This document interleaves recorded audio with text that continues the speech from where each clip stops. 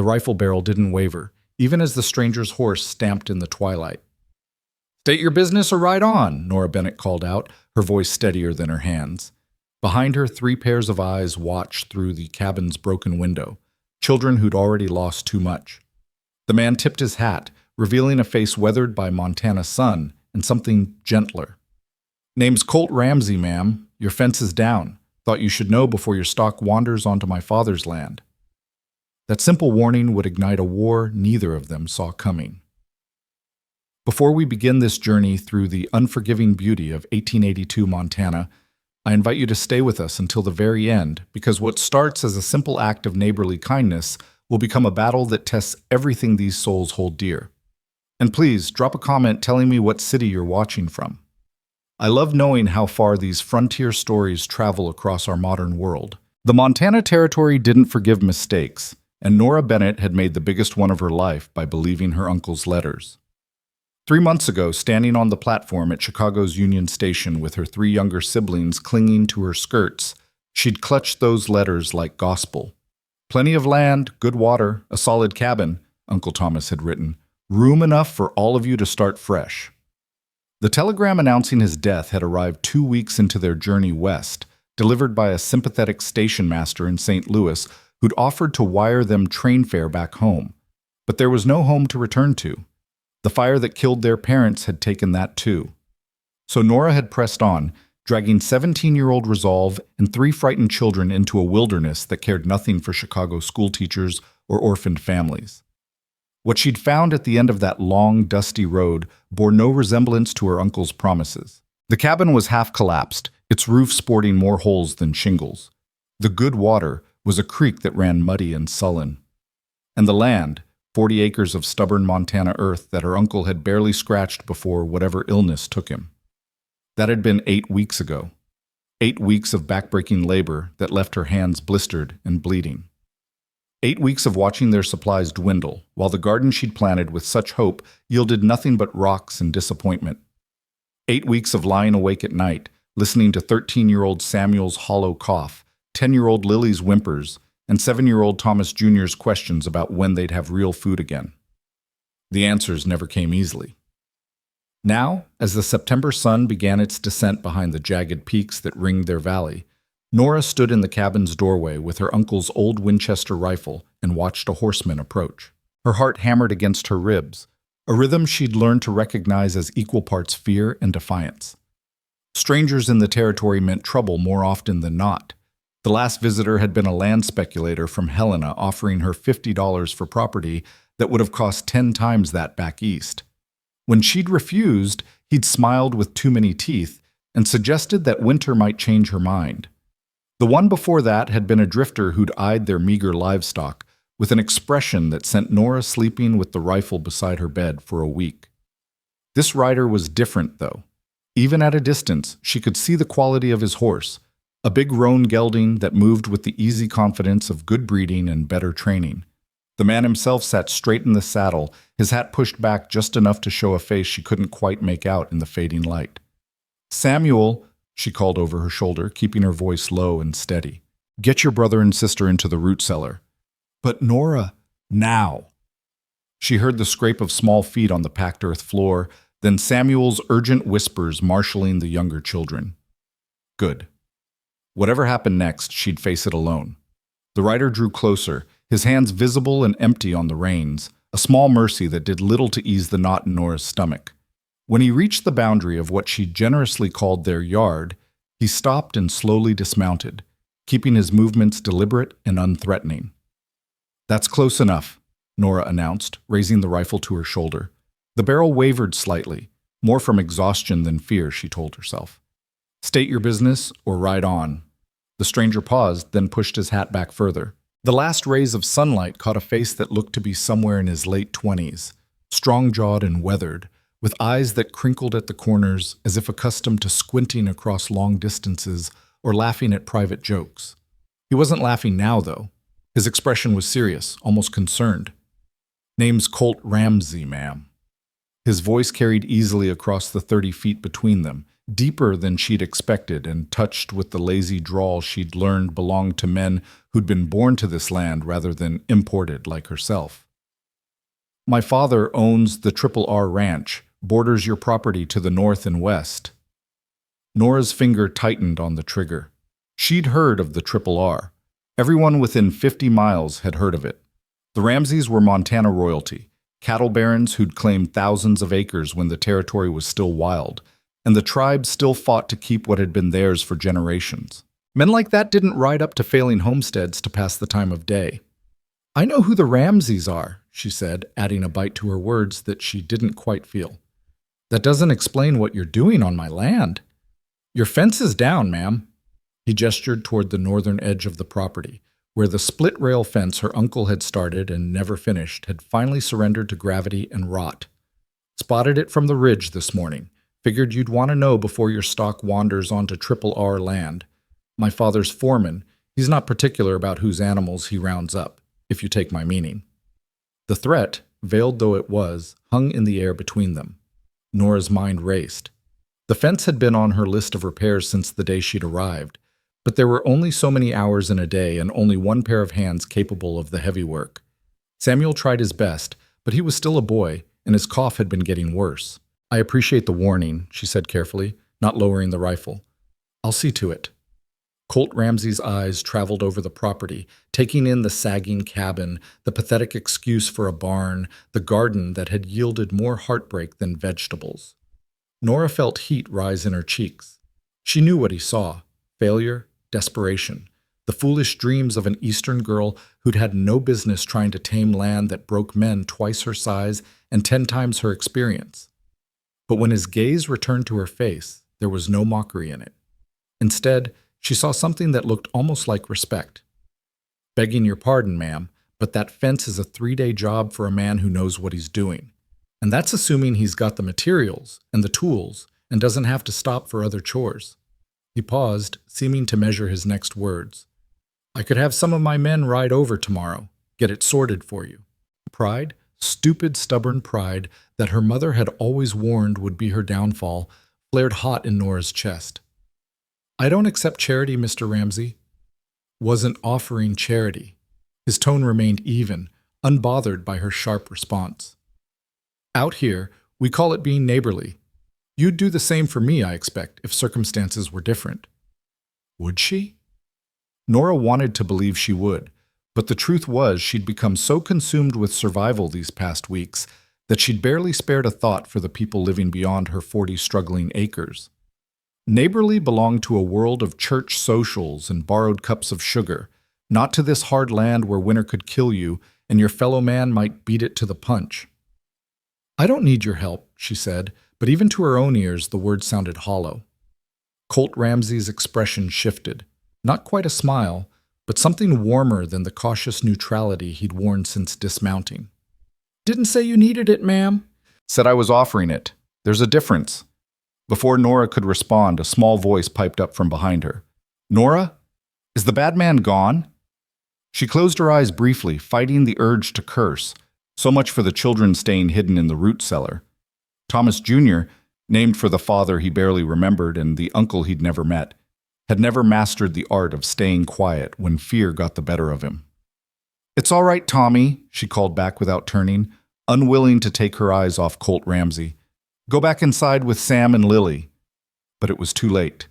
She heard the cabin door creak wider, then the soft pad of feet on the porch boards. A moment later, 3 figures emerged from the gloom of the cabin's interior, arranging themselves behind her like steps on a staircase. Samuel, tall and gangly at 13, trying so hard to be the man of the family. Lily, with her blonde braids and solemn eyes. And Tommy, thumb planted firmly in his mouth, despite Nora's daily lectures about being too old for such baby habits. Colt Ramsey's entire demeanor changed. The guarded politeness fell away, replaced by something softer and more genuine. He looked at the children, then back at Nora, and understanding dawned in his expression. You're raising them alone, he said quietly. It wasn't a question. Nora's grip on the rifle tightened. That's none of your concern. No, ma'am, I don't suppose it is. He studied the 4 of them for a long moment, and Nora braced herself for the pity she'd learned to expect from every adult who'd learned their story. Pity that came with head shakes and tongue clicks, and helpful suggestions about orphanages in Helena or distant relatives who might take the children if Nora would just be reasonable and admit she was in over her head. But pity wasn't what she saw in Colt Ramsey's face. Instead, there was respect, the kind of bone-deep admiration reserved for people who tackled impossible odds and refused to quit, even when common sense said they should. "Must be hard," he said finally. "Making a go of it out here with 3 young ones depending on you." "We manage." The words came out sharper than Nora intended, but she was so tired of defending her choices, so weary of justifying her determination to keep her family together against all evidence that she should surrender to practicality. "I can see that." Colt glanced at the cabin again, taking in details Nora wished he wouldn't notice. The way the porch sagged on one side, the oilcloth stretched over the broken window, the thin line of smoke from a chimney that drew poorly and filled the cabin with fumes on windy days. But managing and thriving aren't the same thing, and Montana winter doesn't care about the difference. The truth of his words hit harder than any criticism could have. Nora had seen her first Montana winter only in books and travelers' tales, but even those secondhand accounts had been enough to keep her awake at night. The trappers in town spoke of snows that buried cabins and cold that could freeze a man solid in minutes. The storekeeper had cheerfully informed her that she'd need at least 3 times the firewood she had stockpiled, then asked if she knew how to butcher a pig because she'd want meat put by before the first hard freeze. She didn't know how to butcher a pig. She barely knew how to keep the children fed day to day, much less prepare them for months of isolation and brutal cold. "The fence," Colt said, pulling her back from the edge of panic that always lurked at the corners of her mind. "Let me bring some men over tomorrow. We'll have it right by sundown, and you won't owe us anything beyond maybe a jar of preserves if your garden comes in better next year." Nora wanted to refuse. Every instinct she possessed screamed at her to send this stranger packing, to maintain the illusion of independence even if it killed her. But then Samuel coughed, a wet, rattling sound that had been getting worse despite the herbs the doctor in town had given them, and Lily shivered in the evening chill that was already settling over the valley, and Tommy's thumb-sucking intensified in the way it did when he was hungry, but knew better than to ask for more food. She lowered the rifle. Not all the way, just enough to signal a grudging acceptance. "The fence only," she said firmly, "and I'll pay you back however I can. I won't be indebted." Colt's mouth quirked in what might have been a smile. "Yes, ma'am. The fence only." He gathered his reins, preparing to mount. "We'll be here about an hour after sunrise, if that suits you." "It suits me fine." He swung into the saddle with the easy grace of a man who'd been riding since before he could walk, then tipped his hat to her. And to the children, Nora noticed, giving them the same respect he'd shown her. "Ma'am, young Mr. Bennett, Miss Lily, Master Tommy." The formal address made Lily giggle despite herself. "I'll bid you good evening." Nora watched him ride away into the gathering darkness, questions churning in her mind. Why had he really come? What did he want? Men like Colt Ramsey, wealthy, powerful men with land and prospects, didn't help struggling homesteaders out of the goodness of their hearts. There had to be an angle, a catch, some hidden motivation that would reveal itself when she could least afford the consequences. "Is he going to help us, Nora?" Tommy asked, slipping his small hand into hers. His fingers were cold despite the relatively mild evening, and she realized with a pang that he'd gotten thinner these past weeks. They all had. "Maybe," she said, unwilling to commit to hope, until she saw what tomorrow brought. "Go inside, all of you. There's beans warming on the stove." They filed past her, even Samuel, who'd been watching Colt's departure with an expression Nora couldn't quite read. She stood alone on the porch a moment longer, rifle still in hand, and let her gaze travel over the property that had become both their salvation and their prison.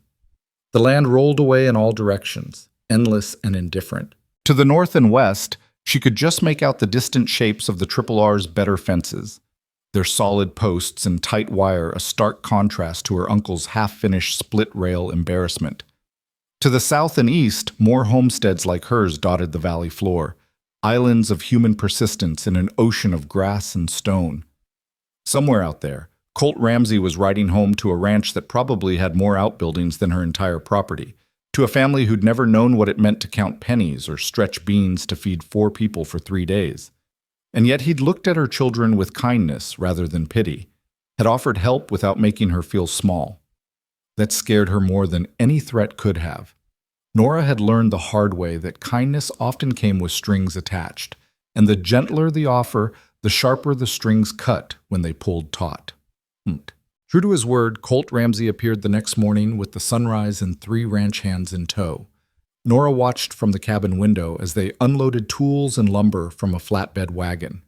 Good lumber, she noticed with a mixture of gratitude and unease, the kind that didn't splinter or rot after a single season. "Samuel!" she called, tying on the apron that had belonged to their mother and still smelled faintly of the lavender sachets she'd kept in her dresser drawers back in Chicago. "Take Tommy and Lily down to the creek. Stay there until I call you back." "But I could help." Samuel started to protest, straightening to his full height, as if those few extra inches could make him the man he was trying so desperately to become. "I know you could," Nora said gently, softening the command with understanding. "But I need you to watch your brother and sister more. Can you do that for me?" He nodded reluctantly, gathering the younger children with the careful authority of someone who'd been pressed into responsibility too young. Nora watched them go, Tommy chattering about catching frogs and Lily carrying the battered book of fairy tales that had been their mother's last gift to her. Only when they disappeared into the willows that marked the creek's course did Nora square her shoulders and walk outside to face whatever this day would bring. Colt saw her coming and separated himself from his men, meeting her halfway across the yard. Up close, in full daylight, he looked younger than she'd thought. Maybe only 5 or 6 years her senior, though the lines around his eyes suggested he'd spent those years working hard under the Montana sun. "Morning, Miss Bennett." He'd remembered her name, she realized. Or rather, he'd learned it somehow between last night and this morning. The formality should have pleased her, but instead it sent a small shiver of warning down her spine. Men who took the time to learn your name usually wanted something. "Mr. Ramsey." She nodded toward the lumber. "That's too much. The fence doesn't need—" "Your fence needs replacing entirely," he interrupted gently. "What's there now won't last another hard wind, much less hold livestock. We'll tear out the old posts and set new ones. Should take us most of the day, assuming we don't hit too much rock." Nora opened her mouth to argue, then closed it again. He was right, of course. The fence was a disaster, and patching it would only delay the inevitable. But the cost of what he was proposing— "I can't pay for this," she said bluntly. Better to admit it now than let the debt grow beyond her ability to ever repay. "Not now. Maybe not for a long time." Colt's expression didn't change. "Not asking you to. Call it an investment in having good neighbors." "I don't understand." "The Triple R is big, Miss Bennett, but it doesn't stand alone. We depend on the smaller homesteaders around us, folks who buy from our store, whose kids go to the school we built, who help us round up strays and fight fires when summer gets too dry." He paused, seeming to choose his words carefully. "Out here, your success is my success. Your failure hurts us all. So when I see a neighbor struggling with something I can fix, fixing it isn't charity, it's good business." The explanation made sense, but Nora couldn't shake the feeling that he wasn't telling her everything. Still, pride and practicality warred in her chest, and for once, practicality won. "All right," she conceded. "But I'll find a way to repay the kindness. Somehow." "I don't doubt it." This time he did smile, and it transformed his face from merely handsome to something that made Nora's breath catch unexpectedly. "Now my men and I have been up since before dawn, and we've got a long day ahead. You wouldn't happen to have any coffee going, would you?" Coffee. She'd been rationing their supply, measuring it out in careful spoonfuls and stretching each pot with chicory and determination. But refusing this small request after he'd brought lumber and labor felt churlish. "I'll put some on," she said, then added despite herself, "It's not very strong." "Out here, ma'am, any coffee is good coffee." She retreated to the cabin, grateful for the familiar task of stoking the fire and filling the battered pot with water from the bucket Samuel had hauled up that morning. Through the window, she watched Colt and his men work with the efficient coordination of people who'd labored together countless times. They moved like parts of a single machine, one man pulling up old posts while another measured for new holes, the third cutting lumber to exact lengths with steady, practiced strokes. It was mesmerizing. Nora found herself forgetting about the coffee until the smell of scorching tin reminded her she'd left the pot too close to the flames. She rescued it just in time, then poured generous cups for all four men, loading them onto a tray that had once graced her mother's formal dining table and now bore the scars of frontier use. When she emerged from the cabin, Colt was examining one of the old fence posts with a frown. He looked up as she approached, and something in his expression made her stomach drop. "Problem?" she asked, trying to keep her voice steady. "Might be." He held up the post so she could see where the wood had been cut at the base, not broken or rotted, but deliberately sawn through. "This wasn't weather damage, Miss Bennett. Someone took a saw to your fence." The implications hit her like a physical blow. Sabotage. Someone had come onto her property and destroyed what little infrastructure her uncle had managed to build before his death. But who? And why? "Are you sure?" she asked, even though the evidence was clear in the clean-cut marks across the wood grain. "Pretty sure." Colt's jaw had tightened, and when he glanced toward his men, they shared a look that spoke of shared knowledge and unspoken concerns. "You had any trouble lately? Visitors who might have wanted to discourage you from staying?" The land speculator came immediately to mind, with his oily smile and veiled threats. But would a man like that resort to such petty vandalism? Or was there someone else? Some enemy of her uncle's, perhaps, or simply someone who resented the presence of a woman and 3 children on land that men had died trying to claim? "I don't know," Nora admitted, hating the way her voice wavered. "There was a man from Helena about a month back, wanted to buy the property for almost nothing. When I refused, he said winter might change my mind." Colt's expression darkened. What did he look like? She described the speculator as best she could. Middle-aged, average height, with calculating eyes and clothes too fine for the dusty road he'd ridden in on. Colt listened intently, then exchanged another glance with his men. "Frank Milligan," one of them said, a grizzled cowhand with a scar bisecting his left eyebrow. "Sounds like him, boss." "It does." Colt turned back to Nora, and the warmth she'd seen earlier had been replaced by something harder, more protective. "Miss Bennett, Frank Milligan is known for buying up struggling homesteads and flipping them to bigger ranchers at a profit. He's not dangerous exactly, but he's not above making life difficult for folks who won't sell to him. Will fixing the fence stop him? For now, maybe, but men like Milligan are persistent. If he's set his sights on your land, he'll try other ways to push you off it." The coffee Nora was holding suddenly felt too heavy. She'd known life on the frontier would be hard, had prepared herself for backbreaking labor and isolation and the constant threat of failure. But she hadn't counted on active opposition, on someone deliberately working to destroy what little she was trying to build. "What should I do?" she asked, and hated how small her voice sounded. Colt took the tray from her before she could drop it, setting it carefully on the ground. "First, you let us finish this fence and make it strong enough that cutting a few posts won't bring the whole thing down. Second, you keep your eyes open and your rifle close. And third," he hesitated as if unsure whether to continue. "Third, you consider letting word spread that you've got friends looking out for you.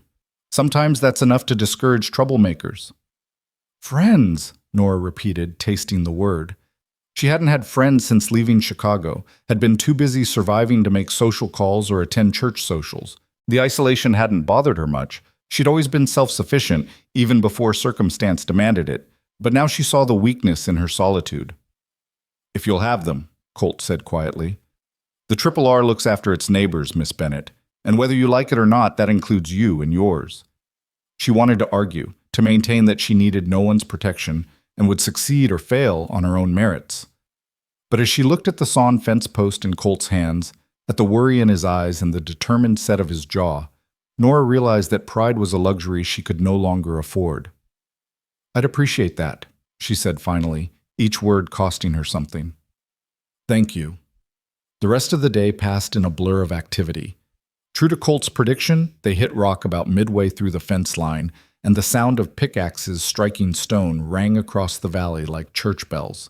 Nora kept herself busy cooking a proper dinner, using more of their dwindling supplies than she should have, but unable to let these men work so hard without decent food in their bellies. She sent Samuel to fetch the children at midday, and they returned cautiously, Tommy hiding behind his brother's legs, until Colt noticed and made a show of asking for his help, holding Lumber steady. Within an hour, Tommy was chattering away like they'd been friends for years, while Lily watched everything with her serious eyes, and Samuel tried manfully to do a man's work, despite his thin arms and persistent cough. It was, Nora realized with some surprise, almost pleasant. The children were laughing for the first time in weeks, the fence was taking shape with reassuring solidity, and the cabin felt less like a prison and more like a home with other voices drifting through its broken windows. By sunset, the fence stood complete, a testament to skilled labor and good materials. Colt's men packed up their tools with the satisfied efficiency of a job well done, and Nora found herself standing beside Colt as they admired the work. "It's beautiful," she said, meaning it. The new fence transformed the property, giving it definition and purpose it had lacked before. "I don't know how to thank you." "Way I see it, Miss Bennett, you already have." Colt nodded toward where Tommy was helping one of the ranch hands load the wagon, his small face serious with concentration. "You're trying to raise those kids right in a place that's not easy on families. Takes courage to do what you're doing. Helping you isn't charity, it's just recognizing something worth preserving." The words settled somewhere deep in Nora's chest, warming places that had been cold since her parents died. She'd been called foolish, naive, stubborn, and irresponsible in the months since she'd decided to head west with her siblings. But courageous? That was new. "Still," she insisted, "I'll find a way to repay you." "Tell you what," Colt said, a hint of mischief creeping into his voice. "There's a harvest dance in town next Saturday. If you're willing to save me a waltz, we'll call the debt paid in full." Nora's breath caught. A dance? She hadn't been to a dance since before the fire, hadn't thought about music or pretty dresses, or the simple pleasure of moving to a rhythm in months. The invitation should have felt inappropriate. They barely knew each other, and she had no business thinking about dances when her family's survival hung by a thread. But something in her, some part that remembered being 17 and full of dreams, yearned to say yes. "I don't have anything suitable to wear," she hedged, not quite refusing but not quite accepting either. "I doubt anyone will mind, ma'am. It's Montana, not Chicago." He smiled again, that transformative expression that made him look younger and somehow more real. "Think about it. You've got until Saturday to decide." He tipped his hat, that same gesture he'd made the night before, and climbed onto his horse. The other men followed suit, and soon they were just silhouettes against the purple and gold sunset, heading back toward the Triple R and whatever world they inhabited beyond Nora's struggling 40 acres. "Did you say yes?"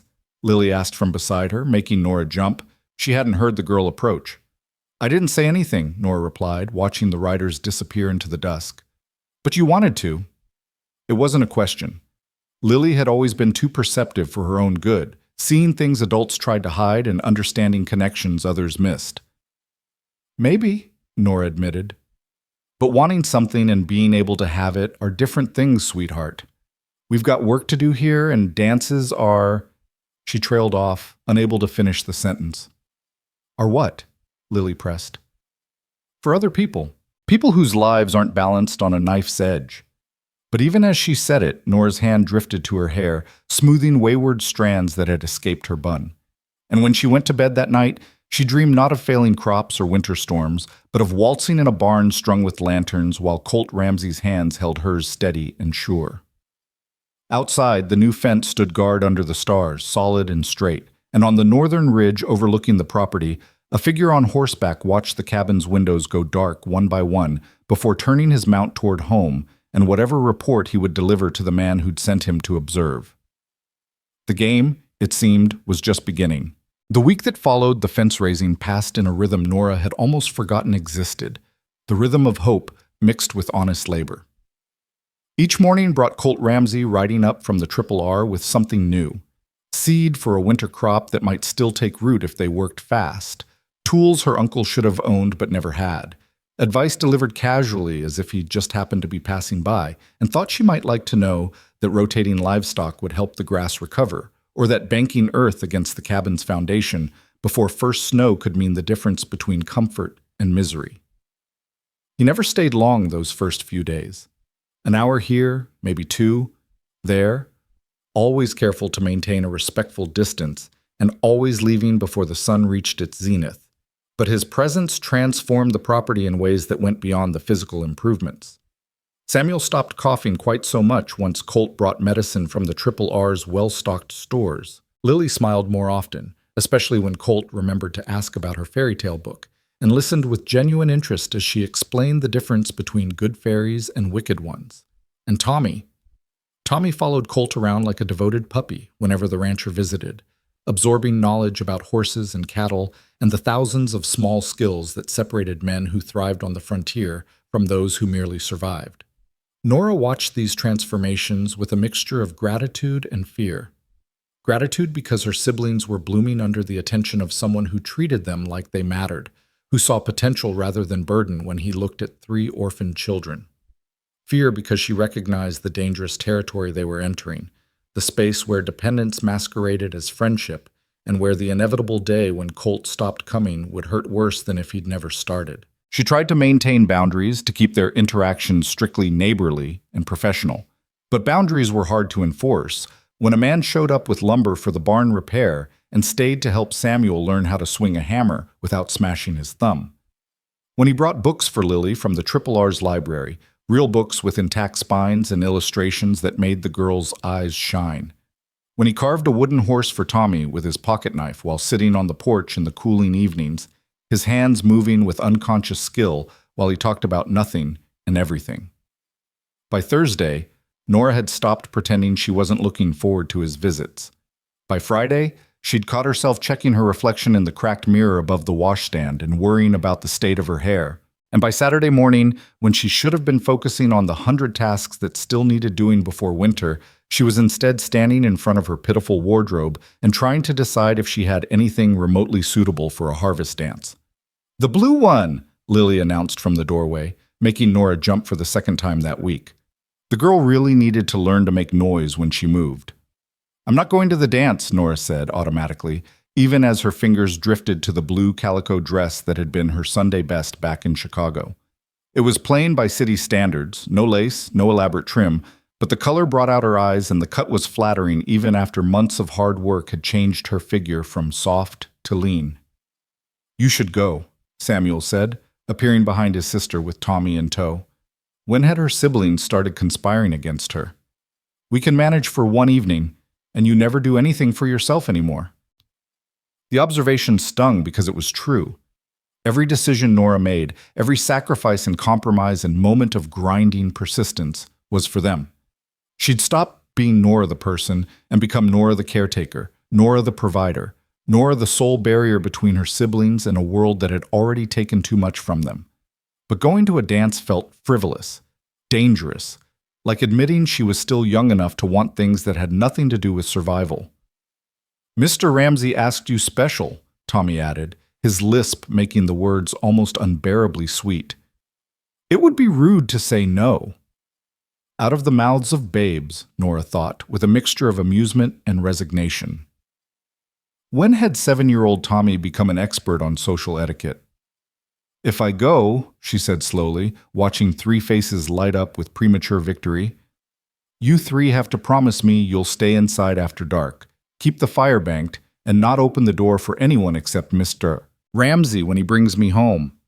"We promise," they chorused, with the kind of solemn intensity that suggested they'd been planning this intervention for days. "And Samuel, if your cough gets worse—" "It won't," he interrupted firmly. "I feel fine. Better than fine. And you deserve one night, Nora. Just one night to remember you're not just our sister." The words hit her like a fist to the chest. When had Samuel grown up enough to see her so clearly, to understand the weight she carried and the parts of herself she'd sacrificed to carry it? "All right," she whispered, surprised to feel tears prickling behind her eyes. "All right, I'll go." The resulting celebration involved Tommy whooping loud enough to wake the dead, Lily clapping with restrained excitement, and Samuel trying to look mature and above such displays while clearly fighting a grin. Nora shooed them out of her room and closed the door, then turned back to the blue calico dress with shaking hands. She hadn't been courted, hadn't been kissed, hadn't let herself think about romance or attraction or the simple human need for connection since the fire had redefined her entire existence. Colt Ramsey was kind and handsome and more patient with her prickly pride than she deserved, but that didn't mean his invitation signaled anything beyond neighborly courtesy. Still, as Nora drew water for a proper bath, using far more than their daily ration allowed, and carefully washed her hair with the last of the rose-scented soap her mother had packed for her, she couldn't quite suppress the flutter of anticipation in her stomach. One night. She could give herself one night to be something other than a struggling homesteader drowning in responsibility. The blue dress fit better than she'd expected, the waist still snug despite her weight loss and the fabric falling in soft folds that swished pleasantly when she moved. She'd never been vain about her appearance. Her mother had raised her to value substance over style. But looking at her reflection now, Nora hardly recognized the young woman staring back. Her face had lost its city softness, replaced by angles that spoke of hard work and harder choices. Her hands were calloused and scarred from labor no Chicago schoolteacher should have known. But her eyes still held something unbroken, some spark of determination that months of struggle hadn't managed to extinguish. "You look like a princess," Lily breathed when Nora emerged from her room. "Like the ones in my book." "She looks like Ma," Samuel said quietly, and the weight of memory hung heavy in the air until Tommy broke it by demanding Nora spin so her skirt would flare out. She obliged, laughing despite herself, and was mid-spin when hoofbeats sounded in the yard. Her heart, traitor that it was, leaped into her throat. Colt Ramsey must have gone home to change, because the man who dismounted in her yard bore little resemblance to the working rancher she'd grown accustomed to seeing. He wore dark trousers tucked into polished boots, a white shirt that practically glowed in the late afternoon sun, and a vest that looked like it had never seen a day of honest labor. His hat was brushed clean of dust, and when he swept it off in greeting, his dark hair caught the light. "Miss Bennett," he said, and something in his voice made her name sound like music. "You look lovely." "You look different," she replied, then wanted to kick herself for such an inelegant response. Where was the eloquence she'd once possessed, back when she'd taught rhetoric and composition to Chicago's best and brightest? "Clean, you mean?" His eyes crinkled with amusement. "Don't worry, I'll be back to my usual disreputable state by Monday." "Your usual state is perfectly respectable," Nora protested, then felt heat rise in her cheeks as she realized how that sounded. "I only meant—" "I know what you meant." He turned his attention to the children, who'd followed Nora onto the porch. "You three going to hold down the fort while I steal your sister for a few hours?" "Yes, sir," Samuel said with the gravity of a general accepting command. "We'll take good care of everything." "I don't doubt it." Colt extended a hand to Nora. "Ready?" She wasn't, not even close, but she placed her hand in his anyway and let him help her mount the horse he'd brought for her, a gentle mare with kind eyes and a patient disposition. The side saddle felt strange after weeks of riding astride when necessity demanded, but Nora managed to settle herself with something approaching grace. They rode toward town in companionable silence, the late afternoon sun painting the valley in shades of amber and gold.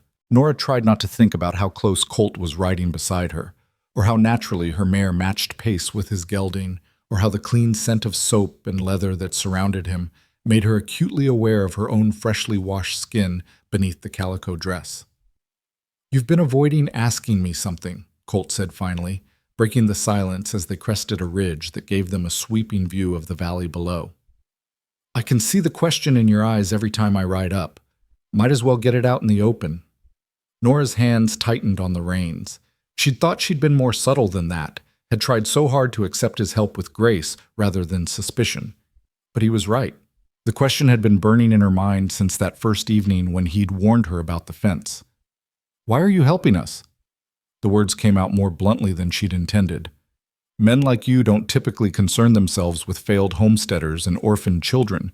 So what do you want, Mr. Ramsey? What's your angle?" To his credit, Colt didn't look offended by her directness. If anything, he seemed relieved to finally address the elephant that had been trailing them for a week. "You want the truth?" he asked. "I always want the truth." He was quiet for a moment, his gaze distant as if seeing something beyond the horizon. When he spoke, his voice carried a weight she hadn't heard before. My mother was 19 when she married my father. Fresh from Boston, didn't know the first thing about frontier life. Her family thought she was crazy for following a rough-edged Montana rancher west, but she did it anyway because she loved him and believed in the future he promised her. He paused, stroking his horse's neck absently. The first winter nearly killed her. The ranch was barely established, resources were scarce, and my father was so focused on building his empire that he didn't notice how close she came to breaking under the strain. If it hadn't been for a neighbor, old widow named Mrs. Hutchins, who took my mother under her wing and taught her everything she needed to survive out here, I don't think she would have made it. Nora listened, fascinated despite herself by this glimpse into the Ramsey family history. Mrs. Hutchins passed about 5 years ago, Colt continued. On her deathbed, she made my mother promise something. She said, "You pay forward what I gave you. Find the ones who are struggling and be their Mrs. Hutchins, because that's how this territory survives, not by letting the weak fail, but by making them strong enough to stand on their own." He turned to look at Nora directly, and the honesty in his eyes made her breath catch. "When I saw you that first evening, standing there with a rifle you weren't sure how to use properly, trying to protect 3 children on land that was falling apart around you, I saw my mother 30 years ago, proud, scared, determined not to show weakness, even when weakness was all she felt. And I thought about Mrs. Hutchins, and about the promise my mother made, and I figured maybe this was my chance to pay forward a debt my family owes." "I'm not your mother," Nora said softly, "and you don't owe me anything." "No," Colt agreed. "You're not my mother. You're tougher than she was, I think. More willing to break your back before you'll break your pride. And maybe I don't owe you anything legally, but morally, ethically? Miss Bennett, if I rode past your property every day and watched you struggle with things I could fix easily, what kind of man would that make me?" The kind of man most people actually are, Nora thought, but didn't say. The kind who looked after their own interests first and rationalized their indifference to others' suffering. But Colt Ramsey, it seemed, was cut from different cloth. "So there's no ulterior motive?" she pressed, needing to be absolutely sure. "You're not helping me so you can eventually buy my land at a discount, or hoping I'll fail so the Triple R can expand?" "My father might think that way," Colt admitted with brutal honesty. "But I'm not my father. And the last thing I want is for you to fail, Nora." The use of her given name, spoken so naturally as if he'd been using it for years, sent a shiver down her spine that had nothing to do with the evening chill. "Besides," he added with a return of that crooked smile, "seems to me that having strong neighbors is better for the Triple R than swallowing up every failed homestead between here and Helena. My father built an empire by taking. I'd rather build a legacy by giving." They rode on, and Nora found herself reassessing everything she'd assumed about Colt Ramsey. He wasn't just a wealthy rancher's son playing at charity. He was a man trying to define himself in opposition to his father's shadow, trying to create something better than what he'd inherited. That took courage of a different sort than what she'd needed to come west. The courage to reject the easy path and forge a harder one simply because it was right. The town of Birch Creek wasn't much to look at.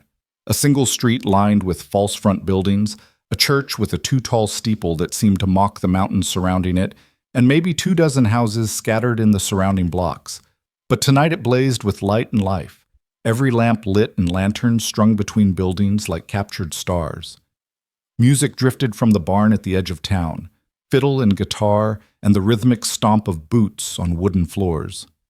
Colt helped Nora dismount, his hands lingering on her waist a moment longer than strictly necessary. "Fair warning," he said, his breath warm against her ear. "Everyone in Birch Creek has been gossiping about us since word got out I invited you tonight.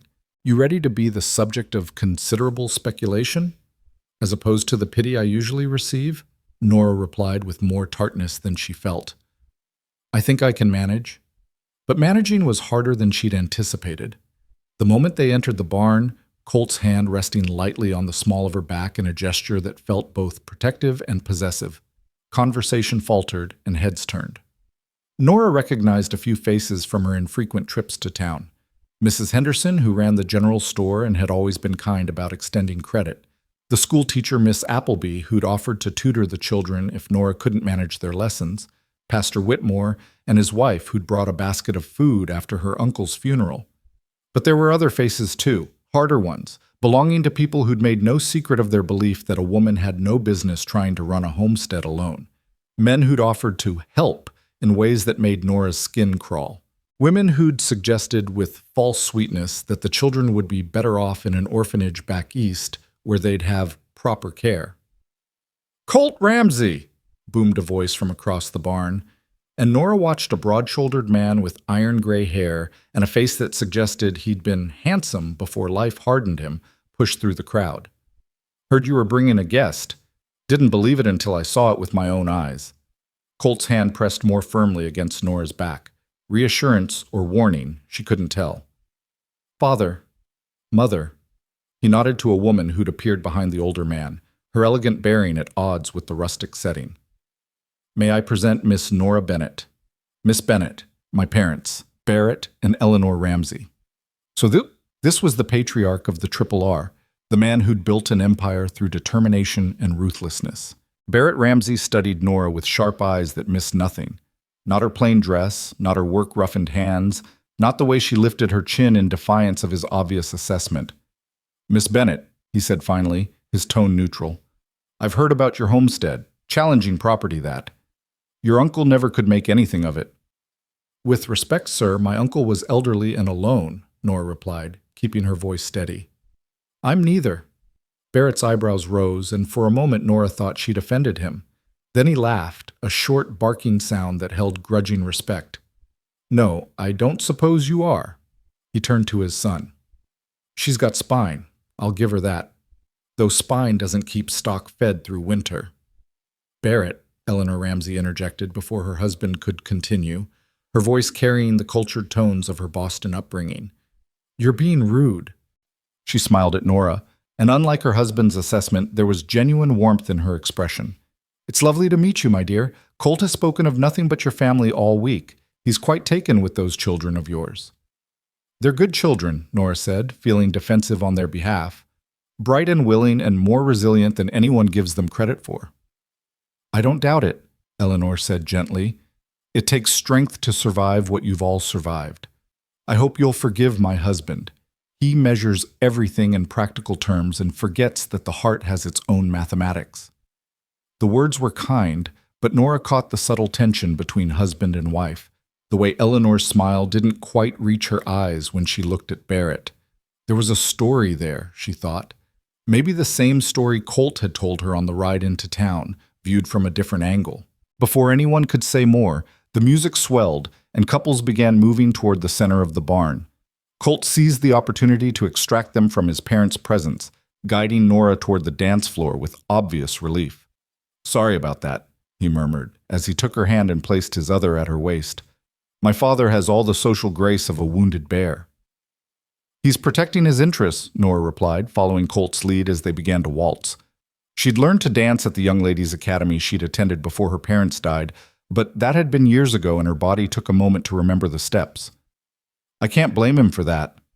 "Yes, you can," Colt said firmly.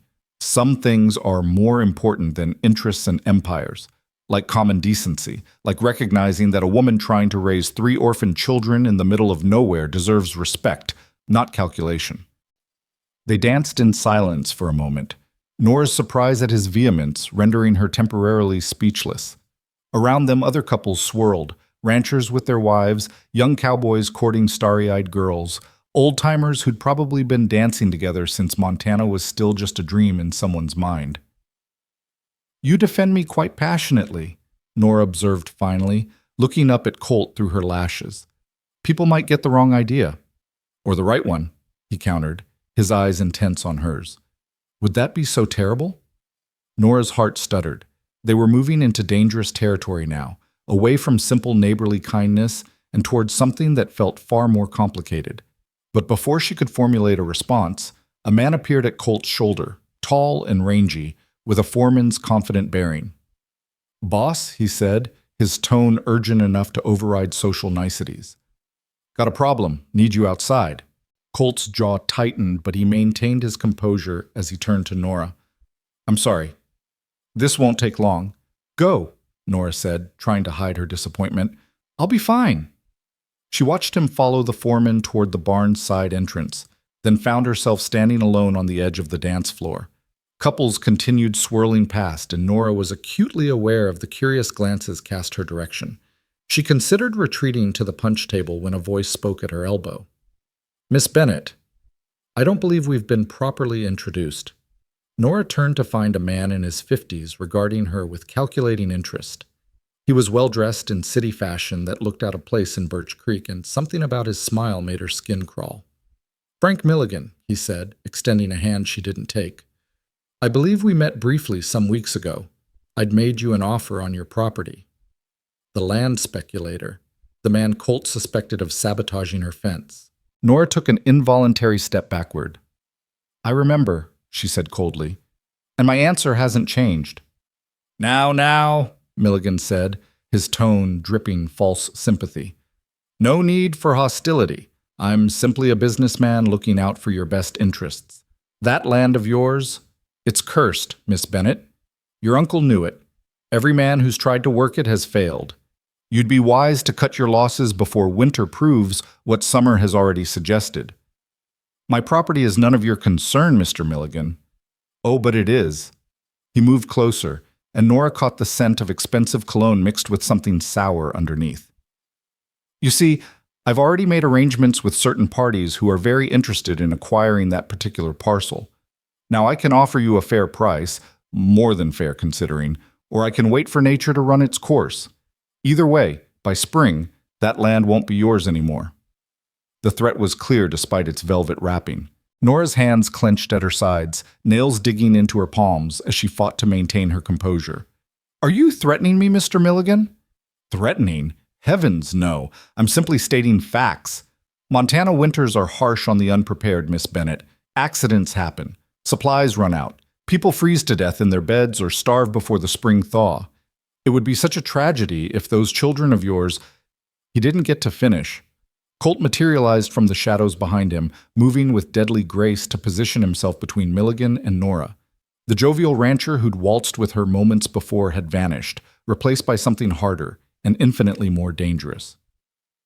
"I believe the lady asked you to leave her alone, Milligan," Colt said quietly, and somehow the quiet was more menacing than any shout could have been.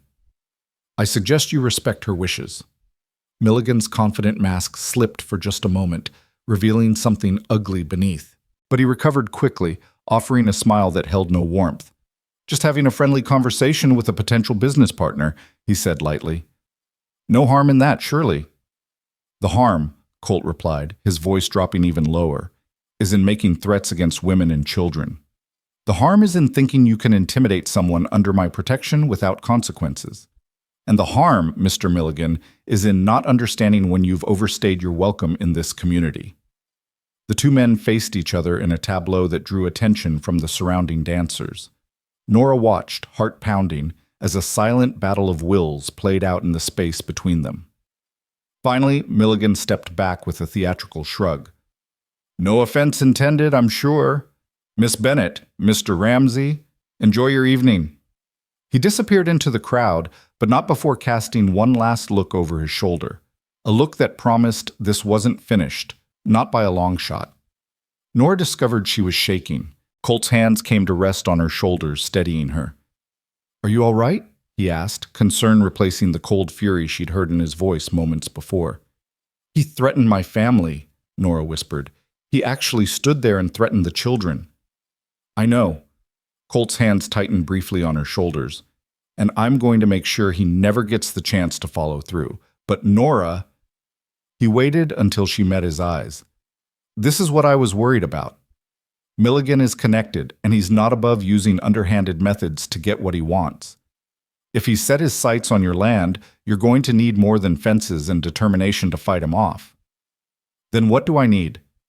The question came out more desperate than Nora intended, but she was tired of pretending she had all the answers.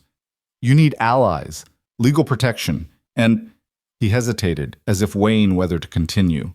"And you need someone with resources and influence willing to stand between you and men like Milligan." "Someone like you," Nora said, understanding dawning. "That's what he meant by under your protection, isn't it? He thinks I'm—" She couldn't finish the sentence, heat flooding her cheeks. "He thinks we're courting," Colt said bluntly, And given how I've been spending every spare moment at your homestead this week, he's not the only one drawing that conclusion. The barn seemed suddenly too warm, the music too loud, the curious glances too invasive.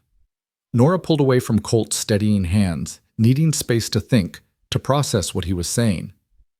"Are we?" she asked, the question barely audible over the fiddle's crescendo. "Courting, I mean." Colt's expression softened into something achingly tender. "That depends. Would you want to be, if I asked properly?" 1,000 objections rose in Nora's mind. She barely knew him. She had no business thinking about courtship when her family's survival hung in the balance. Romance was a luxury she couldn't afford, a distraction from the serious business of staying alive through the coming winter. And yet she remembered how gentle he'd been with Tommy, how patient with Samuel's attempts to prove himself, how respectfully he'd listened to Lily's childish stories. She remembered the way his eyes crinkled when he smiled, and how safe she'd felt with his hand on her back as they entered the barn. She remembered that he'd stood up to his own father on her behalf, and had just faced down a dangerous man without hesitation. "I think," Nora said carefully, choosing each word like stepping stones across a dangerous river, "that I might want that. Eventually, if I prove myself worthy of your trust," Colt finished for her. "Fair enough. I can work with that." The relief in his voice made Nora smile despite the lingering fear from Milligan's threats. But before she could say anything else, a commotion at the barn's entrance drew everyone's attention. Barrett Ramsey stood in the doorway with 2 other men Nora didn't recognize, and the expression on his face suggested trouble of a different sort entirely. "Colt," he called out, his voice cutting through the music like a blade. "A word, now!" Colt muttered something under his breath that Nora suspected would have scandalized Pastor Whitmore's wife. "I'm sorry," he said to Nora. "Whatever this is, go," she told him for the second time that evening. "I'll be fine." But as she watched Colt cross the barn to his father, watched the animated conversation that followed, and the grim expressions on all 4 men's faces, Nora had a sinking feeling that fine was about to become a distant memory. Nora watched the conversation unfold across the barn with growing dread. Barrett Ramsey's gestures grew more emphatic, his face darkening with anger, while Colt stood rigid, his posture broadcasting tension even from this distance. The 2 other men, one in a suit that marked him as legal authority, the other wearing a sheriff's badge that glinted in the lantern light, spoke in turns, presenting what looked like documents that Colt examined with increasing fury. Eleanor Ramsey appeared at Nora's side so quietly she might have materialized from thin air. "My dear," she said softly, her cultured voice at odds with the anxiety tightening her features, "I think perhaps you should come with me." "What's happening?" Nora asked, unable to tear her eyes from the scene unfolding across the barn. The music had faltered, couples abandoning their dancing as word spread through the crowd that something significant was occurring. "Nothing good, I'm afraid." Eleanor took Nora's arm with gentle insistence, guiding her toward a quieter corner where they could speak without being overheard. "That man with my husband, the one in the suit, is Harrison Webb, the Territorial Land Commissioner. And if he's here on a Saturday night, interrupting the harvest dance, it means there's been a filing." The words meant nothing to Nora, but the fear in Eleanor's eyes meant everything. "A filing? What kind of filing?" Eleanor's grip tightened on Nora's arm. "The kind that challenges land ownership. My dear, I think someone has made a legal claim against your property." The barn seemed to tilt beneath Nora's feet. She gripped the wall for support, her mind racing through implications and catastrophes. "That's impossible. My uncle's will was clear. The land passes to his next of kin, to me. I have the deed, properly filed and recorded in Helena." "Deeds can be challenged," Eleanor said grimly, "especially when the holder is young, female, and without powerful connections to defend her interests. Montana law is still being written, Miss Bennett. The men who control the territorial government tend to interpret regulations in favor of those who already hold power." Across the barn, Colt's voice rose loud enough to carry despite the resumed music that now sounded forced and hollow. "This is a farce, Webb, and you know it. The claim is fraudulent." "The claim," the commissioner replied in a tone that suggested he'd had this conversation before, "is filed according to proper procedure. The land in question was declared abandoned based on testimony from 3 witnesses who swore your uncle's improvements were insufficient and the current occupant lacks the means to maintain lawful ownership. She's been there less than 3 months, Colt shot back. How can land be declared abandoned when someone is actively living on it and working to improve it? The law requires proof of continuous habitation and agricultural development, Webb said, his voice taking on the bored inflection of someone reciting statute. According to the witnesses, the property shows minimal cultivation, inadequate structures, and no evidence of livestock management sufficient to justify the claim. Nora's breath came short and fast.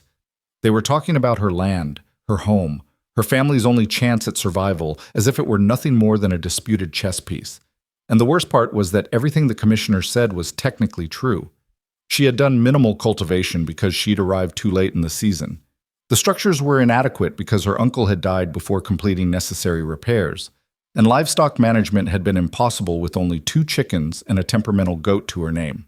Who filed the claim? Colt demanded, but Nora already knew the answer before Webb pulled another document from his leather case. A Mr. Frank Milligan, acting on behalf of an investment consortium represented by the firm of Morrison and Associates out of Helena. They're offering the current occupant 30 days to vacate or present sufficient evidence of improvement to counter the abandonment filing. 30 days. 1 month to prove she deserved land that was already legally hers, or lose everything she'd sacrificed to keep. Eleanor's hand found Nora's, squeezing with surprising strength. "Don't panic," she whispered. "Not yet. Colt knows people in Helena, lawyers, judges, men who owe our family favors. We can fight this." But even as Eleanor spoke reassurance, Nora saw Barrett Ramsey step forward, his expression calculating rather than concerned. "Seems to me," he said loudly enough for the entire barn to hear, "that this matter demonstrates what I've been saying all along. Women have no business trying to hold frontier land alone. The territory needs stable ownership, not failed experiments in misplaced charity." The words landed like physical blows, and Nora watched Colt's hands clench into fists at his sides. "That's enough, Father." "Is it?" Barrett turned to face his son, and the tension between them crackled like lightning before a storm. "You've been playing at rescuing this girl for weeks now, throwing good resources after bad. And for what?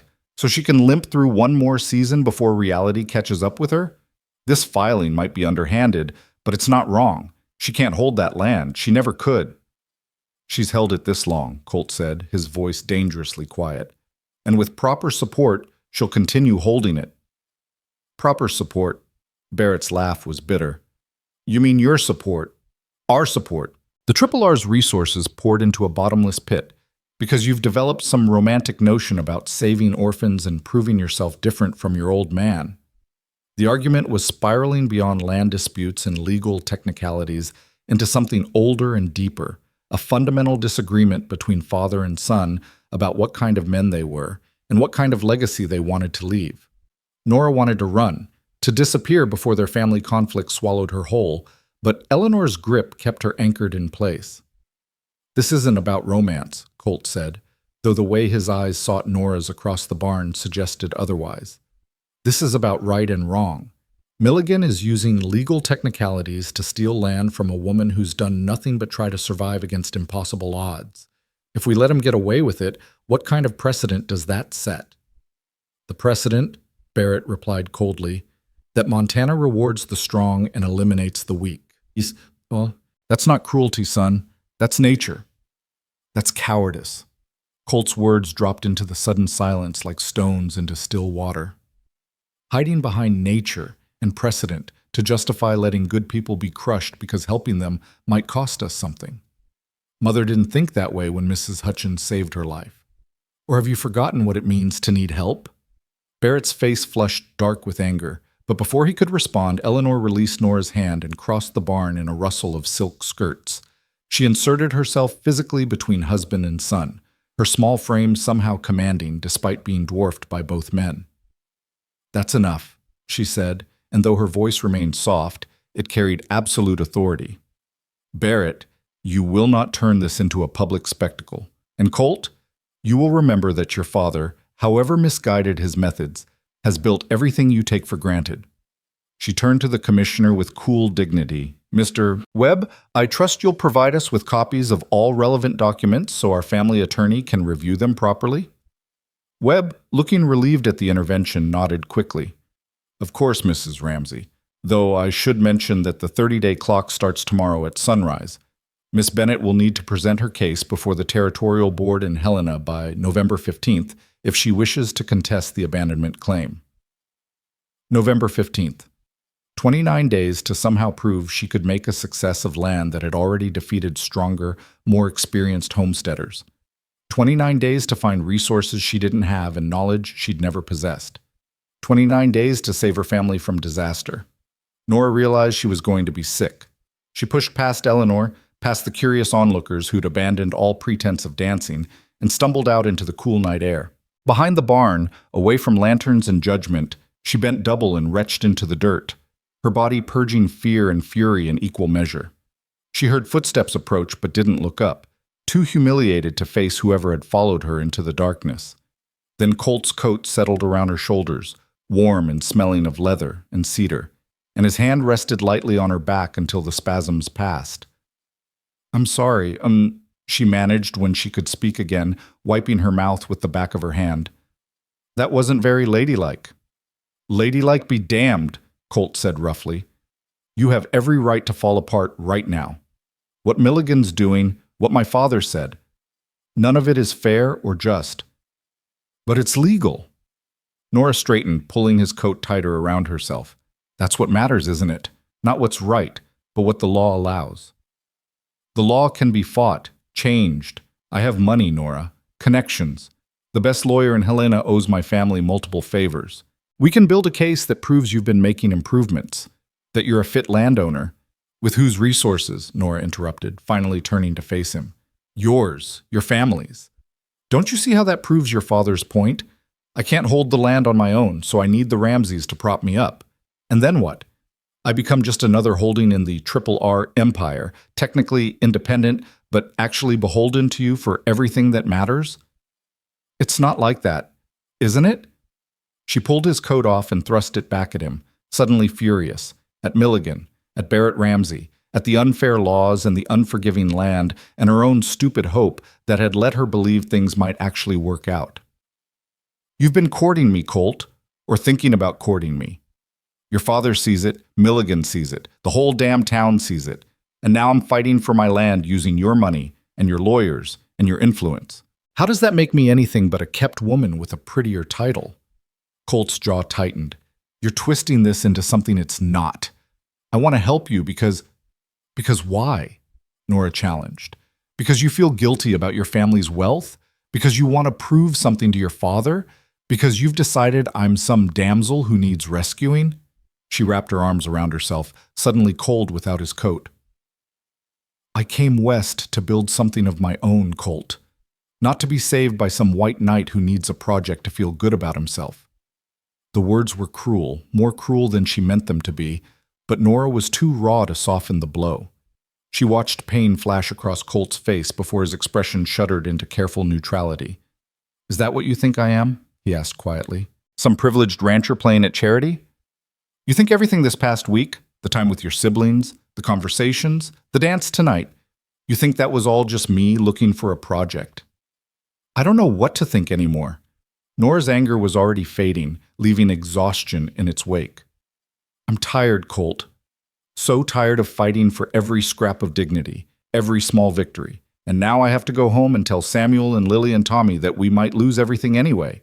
That no matter how hard we work or how determined we are, men in suits can take it all away with a piece of paper and 30 days' notice.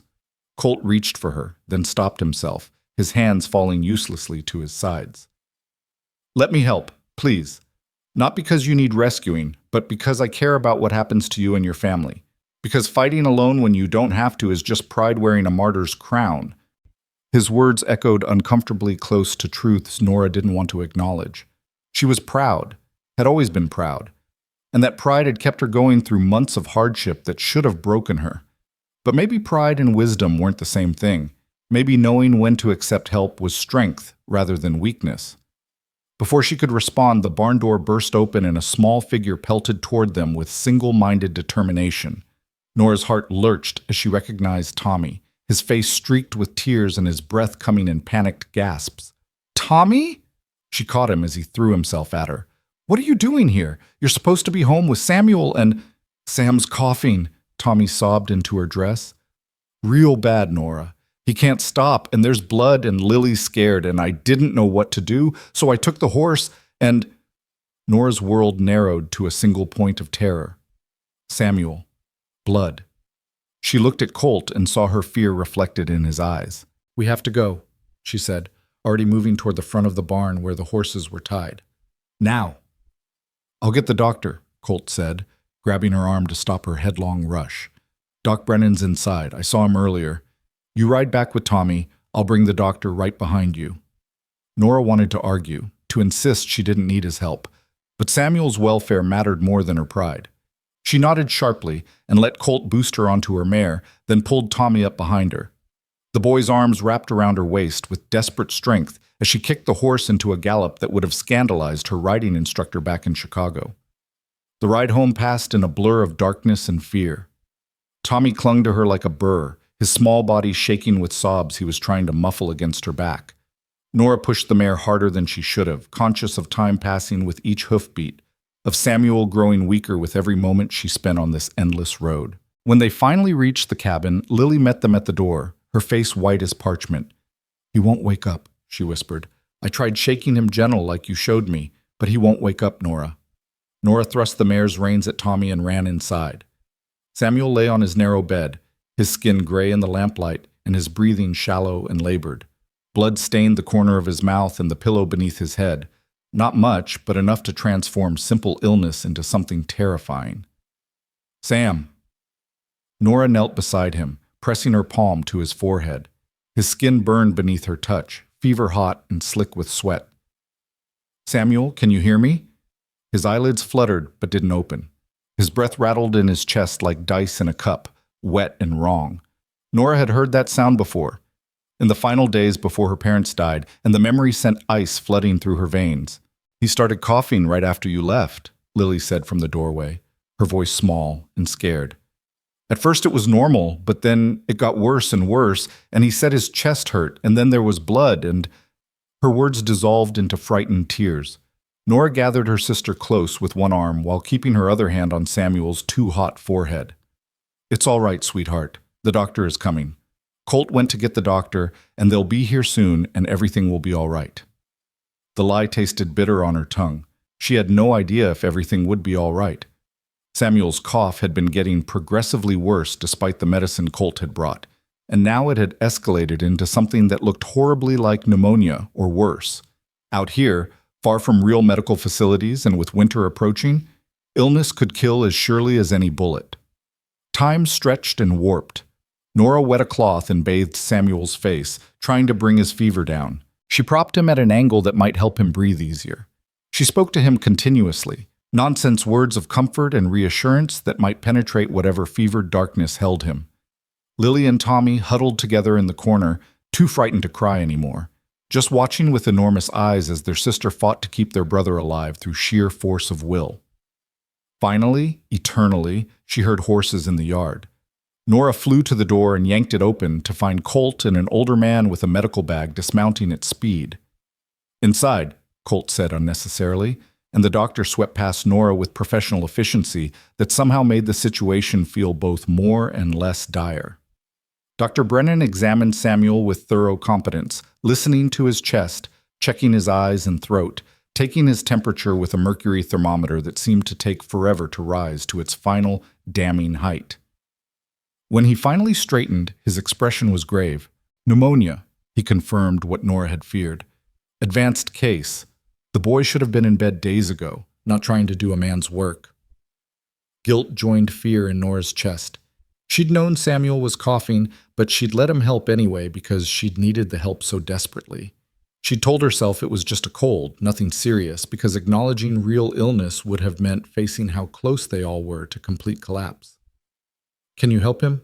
she asked, hating how her voice broke on the question. "Maybe." Dr. Brennan pulled bottles from his bag, setting them on the bedside table with deliberate care. He needs rest, fluids, and medicine every 4 hours without fail. The fever has to come down or it'll kill him regardless of what the infection does. And he needs proper food, broth, eggs if you have them, anything with substance. Nora's mind raced through their supplies. Broth she could make from the chicken they'd been saving for a special occasion that would never come. Eggs they didn't have. Proper food was a luxury they'd been stretching thinner each week.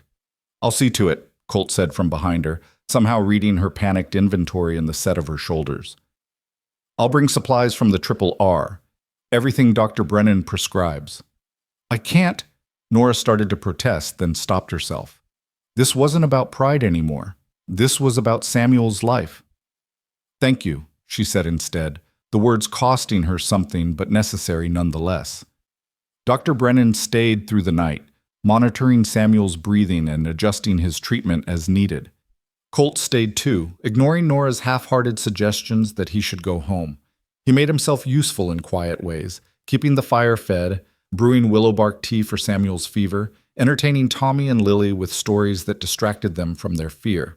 Somewhere near dawn, Samuel's fever finally broke.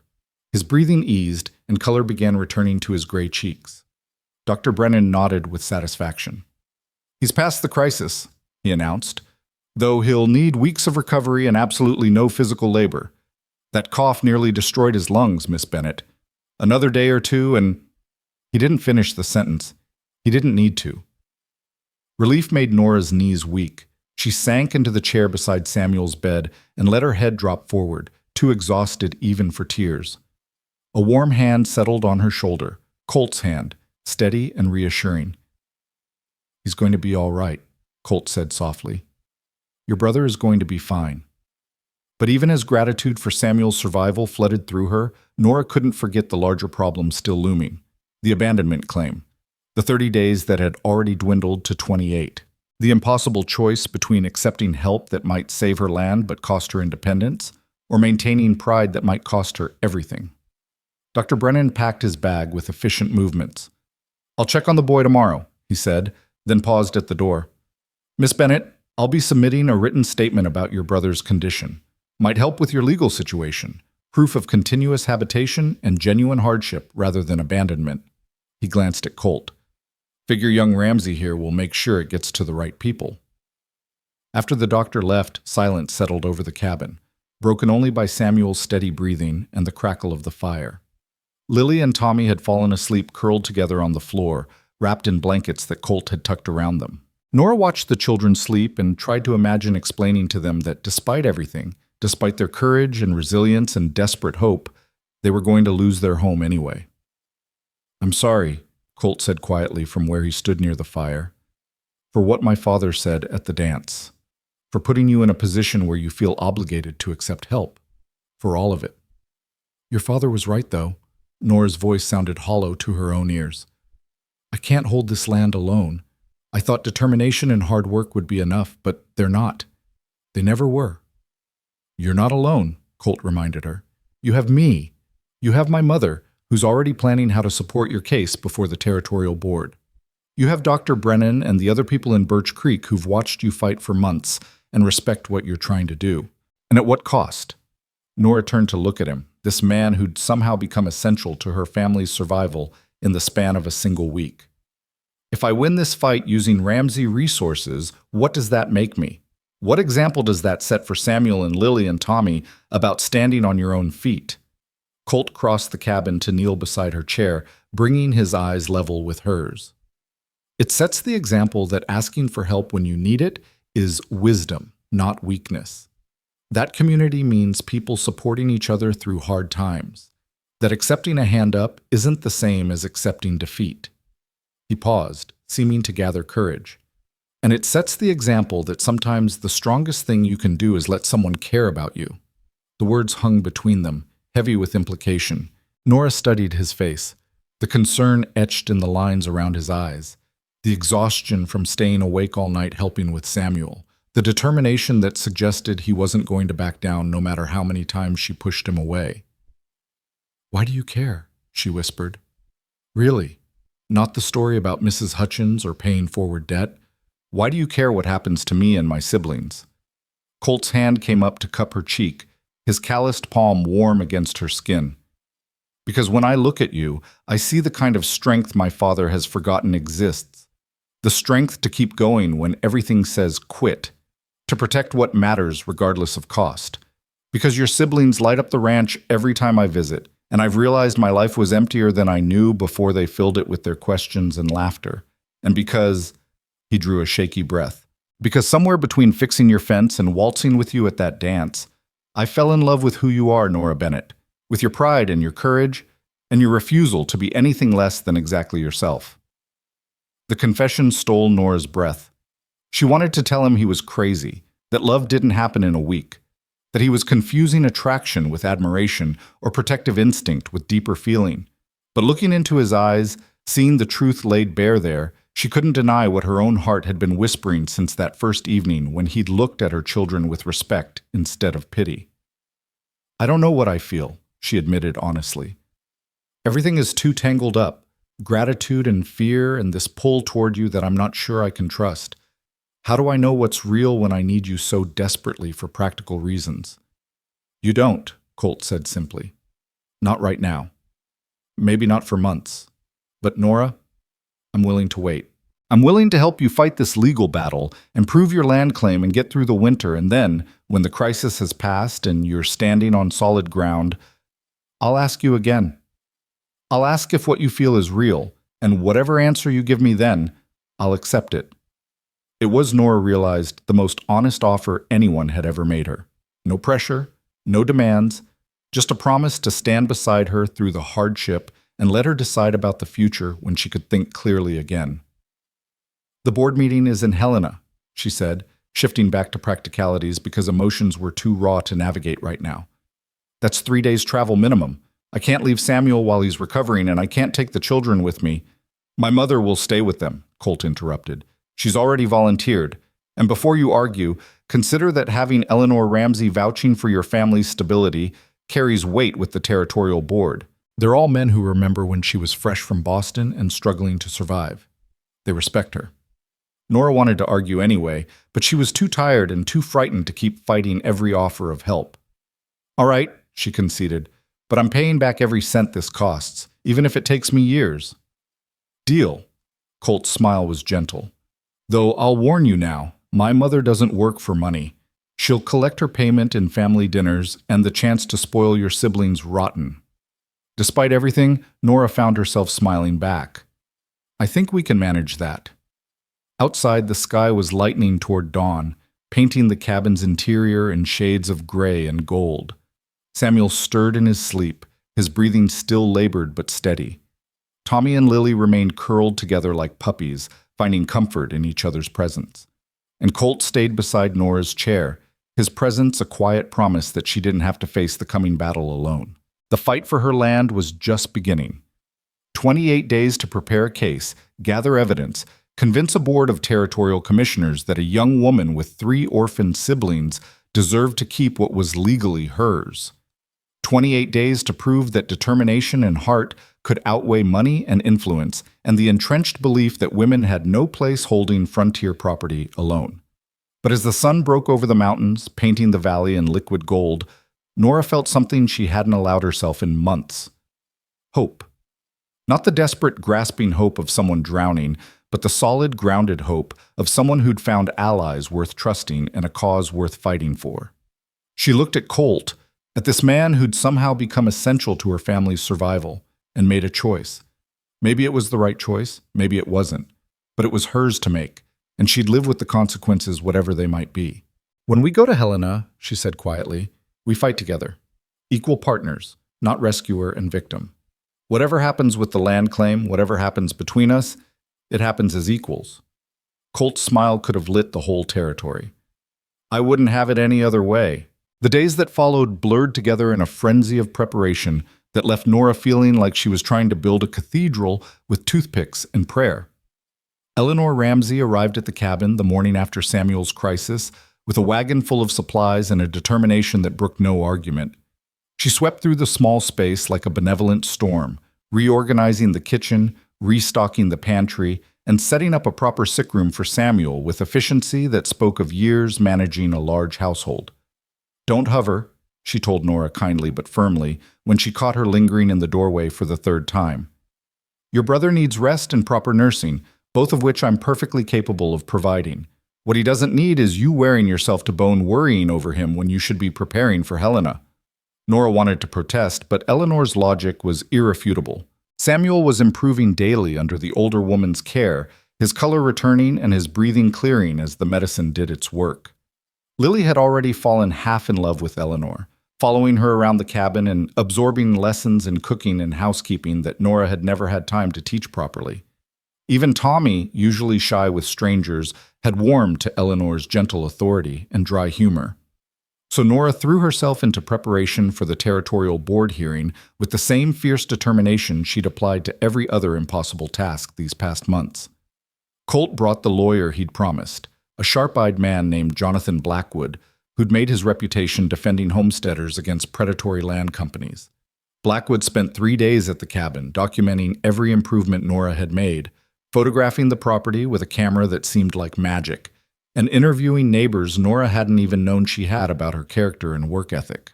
The abandonment claim rests on 3 pillars, Blackwood explained during one of their evening strategy sessions, his papers spread across the cabin's small table.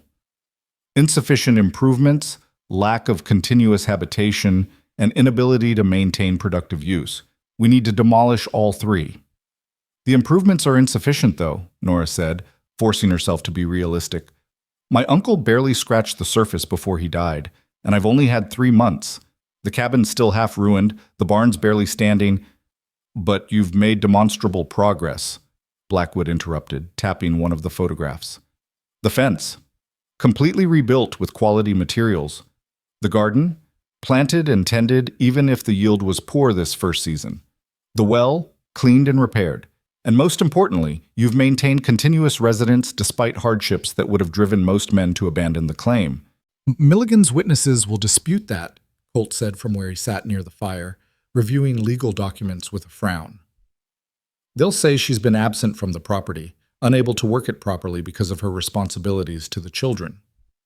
Which is where Dr. Brennan's testimony becomes crucial. Blackwood shuffled through his papers until he found the doctor's written statement. He documents Samuel's illness and your round-the-clock care, which explains any gaps in agricultural work, and he'll testify that your dedication to your family's welfare demonstrates exactly the kind of stable character necessary for successful homesteading.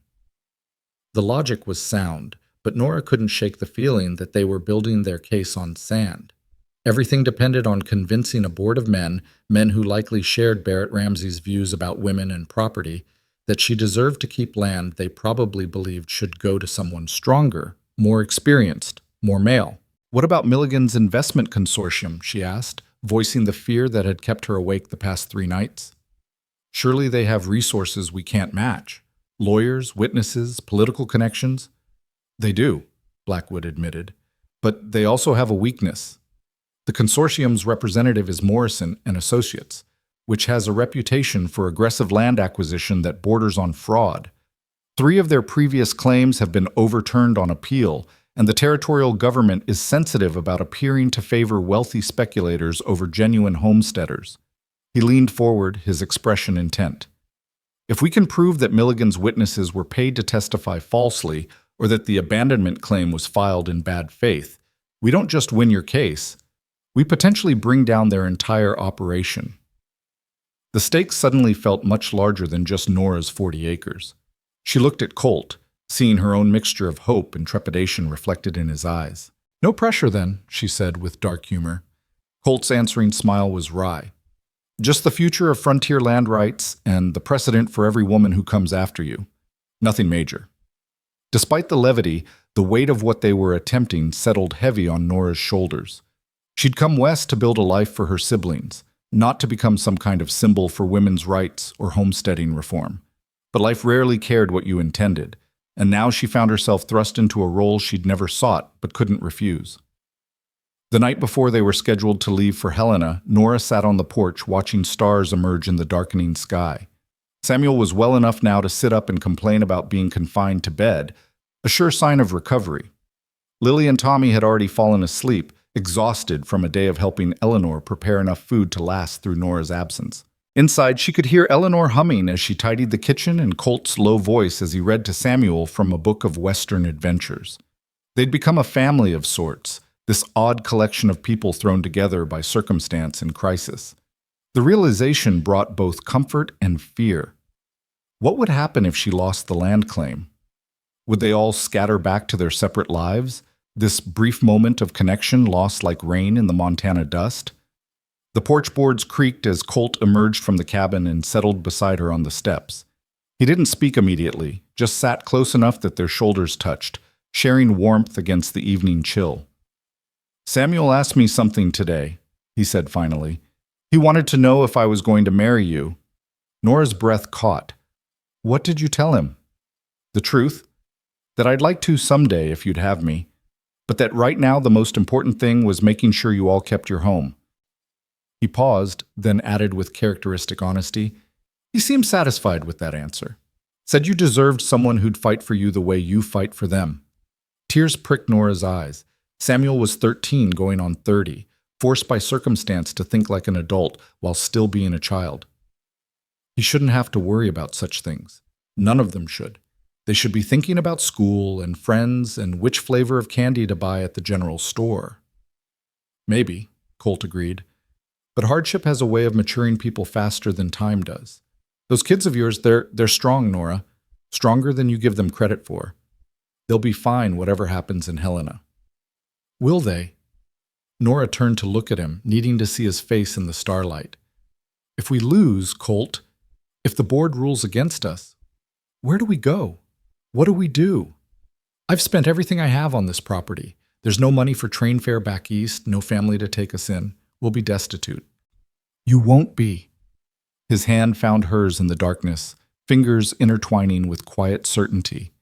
"Even if the worst happens, and it won't, but if it does, you and the children will have a home at the Triple R.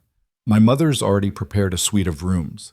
She's quite taken with Lily, thinks she shows promise in the domestic arts. And Samuel could learn ranching, work his way up to foreman if he wanted. Tommy's young enough that he'd adapt to anything." The offer was generous, possibly too generous, and it highlighted everything Nora feared about becoming dependent on the Ramseys. "As what? Your charity cases? Your good deed to balance out your father's ruthlessness?" "As family," Colt corrected firmly. "Not today, maybe not tomorrow, but eventually. Because whether you're ready to admit it or not, that's what we're becoming. You and me, your siblings and my mother, even my stubborn father who's starting to realize that maybe his way isn't the only way." Nora wanted to argue, to maintain the walls she'd built around her heart as protection against further loss. But sitting there in the darkness with Colt's hand warm in hers and the sound of her siblings' peaceful breathing drifting through the cabin window, those walls felt increasingly unnecessary, maybe even cruel, to herself and to the people who'd proven they deserved her trust. "I'm scared," she admitted in a whisper. "Not just of losing the land, but of needing you too much. Of my siblings loving your family more than they remember our parents. Of losing myself in the process of being saved." "You could never lose yourself." Colt shifted to face her more fully, his free hand coming up to cup her cheek. "You're too stubborn, too fierce, too absolutely yourself to be diminished by accepting help. And your siblings, they'll never forget your parents, Nora. But they're also allowed to love the people who help keep them safe and fed and happy. Love isn't finite. It doesn't run out just because you share it with more people." The words settled into the frightened places in Nora's heart, offering comfort she hadn't known she needed. Before she could think better of it, before caution or pride could intervene, she leaned forward and pressed her lips to Colt's in a kiss that tasted of hope and terror and desperate gratitude all mixed together. He froze for just a heartbeat, then kissed her back with gentle intensity that made her feel cherished rather than claimed.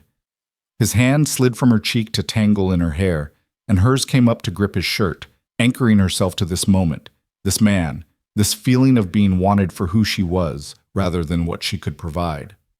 When they finally broke apart, both breathing hard, Colt rested his forehead against hers. "Was that a kiss of affection or desperation?" he asked with a hint of his usual humor. "Because I'd like to know which one I'm hoping for more of." "Both," Nora answered honestly. "Is that allowed?" In my experience, the best kisses usually are.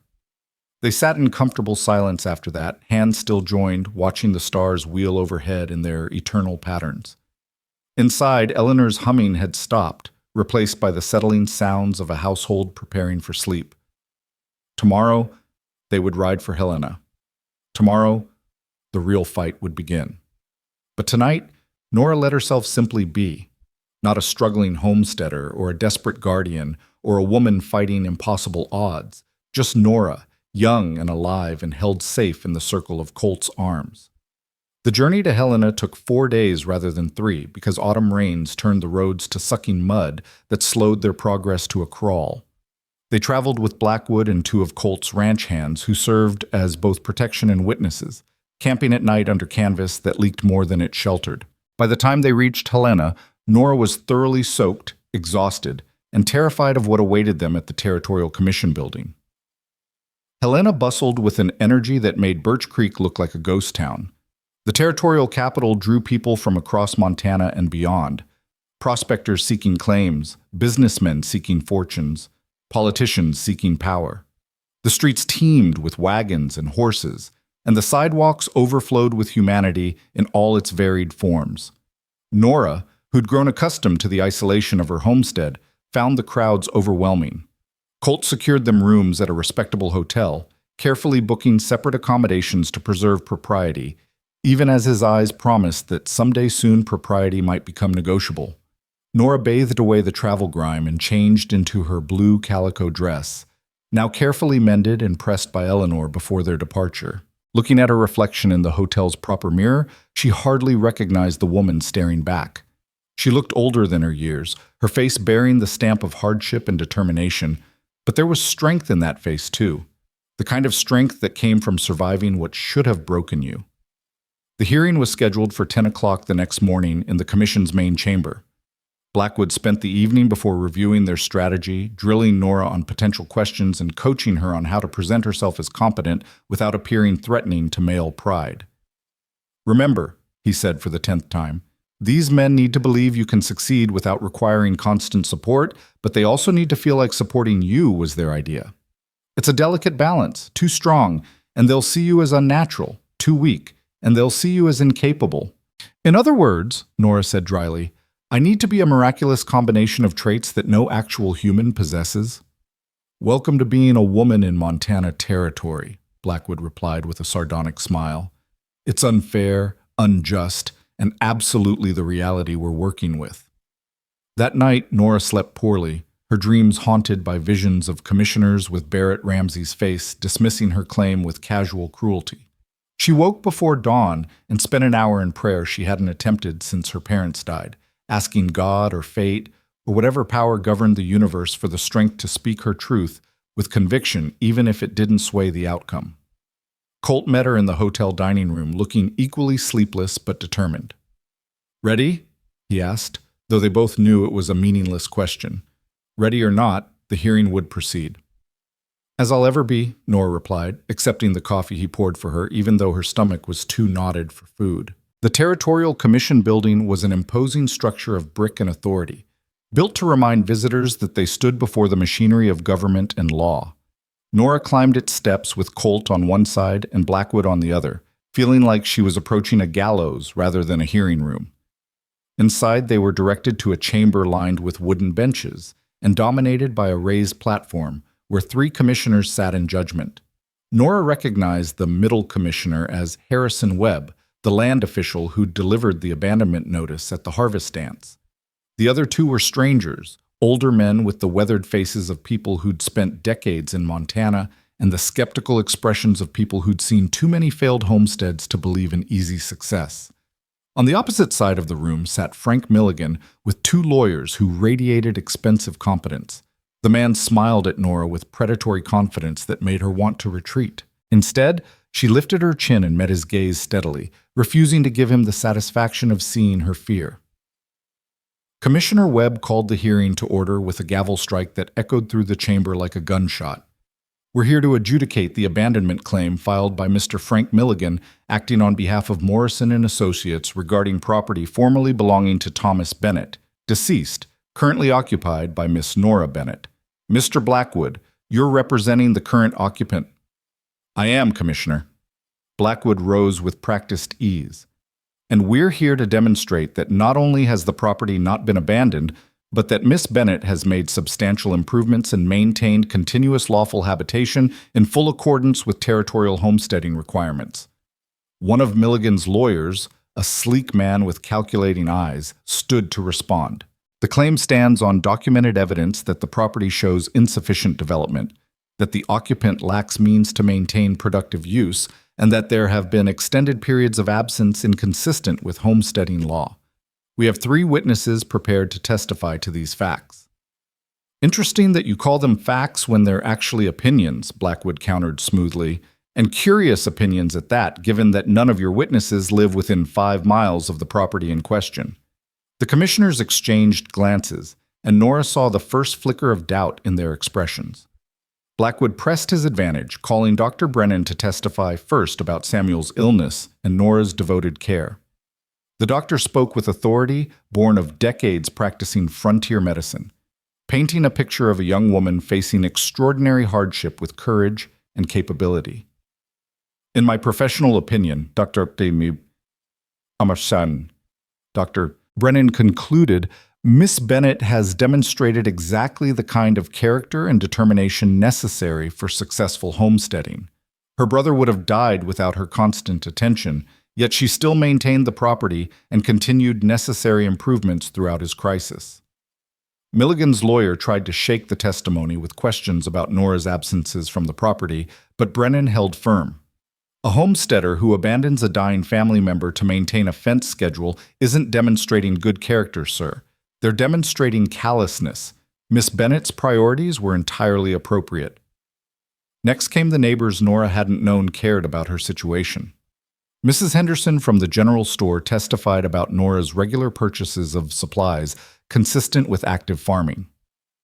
The pastor spoke about the family's attendance at church services, irregular because of Samuel's illness, but present enough to demonstrate community integration. Even the school teacher, Miss Appleby, appeared to discuss plans for the children's education once circumstances stabilized. With each testimony, Nora watched the commissioner's expression shift from skepticism toward something that might have been respect. But then Milligan's lawyers called their witnesses, and the tide threatened to turn. The first was a surveyor who claimed to have observed the property from adjacent land and found it largely unimproved and showing signs of neglect consistent with abandonment. Under Blackwood's cross-examination, however, the man admitted he'd been paid by Morrison and Associates for his survey and had never actually set foot on Nora's property. The second witness fared worse, contradicting himself about basic facts like the location of the cabin and the state of the well. By the time Blackwood finished with him, even Milligan's lawyers looked uncomfortable. But the third witness was more problematic. He was a former ranch hand who claimed to have worked for Nora's uncle and swore the property had been worthless even before Thomas Bennett's death. Nothing but rocks and alkali, he said with conviction. No water to speak of, soil too poor for decent crops. Man would be a fool to think he could make a go of it, let alone a woman with 3 young ones to care for. The testimony stung because it contained elements of truth. The property was difficult, the soil challenging, the water situation marginal. Nora felt her confidence wavering as the commissioners nodded along with the man's assessment. Then Blackwood asked a seemingly innocuous question. You say you worked for Thomas Bennett. When exactly was that? The witness hesitated. 3 years back, maybe 4. And you're aware Mr. Bennett only filed his homestead claim 2 years ago? The witness's face went blank. Must have been 2 years then. I misremembered. Or you're lying, Blackwood said pleasantly, because according to territorial records, Thomas Bennett never employed anyone. He worked his claim alone from filing until his death, which means either you're confused about which property you worked on, or you're being paid to testify falsely. Which is it? The chamber erupted in murmurs. Milligan's lawyers objected frantically, but the damage was done. The commissioners called for order, and when silence finally fell, Commissioner Webb fixed the witness with a hard stare. Did Morrison and Associates pay you to testify here today? The witness looked at Milligan, at the lawyers, then at the floor. I was compensated for my time and travel expenses, he mumbled. How much? $50. The sum was outrageous for simple travel compensation, and everyone in the room knew it. Webb's expression darkened. You're dismissed, and you should know that perjury before this commission carries criminal penalties. The witness fled, and Milligan's lawyers huddled in urgent conference. Nora allowed herself a tiny spark of hope, but the hearing wasn't over yet. Miss Bennett, Commissioner Webb said, his tone less hostile than it had been at the start, I'd like to hear from you directly. Why should this commission rule in your favor? Nora stood on shaking legs, acutely aware that everything hinged on this moment. Blackwood had coached her, prepared her, but now that the time had come, all his careful advice fled her mind. She was left with nothing but the truth, raw, unpolished, and desperately sincere. Commissioners, she began, her voice steadier than she felt. I'm not going to pretend I'm the most qualified homesteader in Montana. I'm not. I came here from Chicago knowing nothing about farming or ranching or surviving on the frontier. My uncle promised us a home, and when he died, I found barely the skeleton of one. Everything Mr. Milligan's witness said about the land being difficult, that's true. The soil is poor, the water is marginal, the property requires more work than seems possible. She saw confusion in the commissioners' faces, as if they couldn't understand why she was making arguments against herself. But Nora pressed on, following instinct rather than strategy. But here's what else is true. In 3 months, I've rebuilt the fence line completely. I've repaired the well and the cabin roof. I've planted a garden that fed my family even if the yield was poor. I've nursed my brother through pneumonia that would have killed him without constant care. I've done all of this while raising 3 children alone, managing on resources that wouldn't sustain most grown men. She took a breath, letting her gaze sweep across all 3 commissioners. You're right to wonder if I can succeed long term. I wonder that myself every single day. But wondering isn't the same as failing. And with respect, gentlemen, I haven't failed yet. I've just been fighting too hard for survival to also fight off predatory land speculators.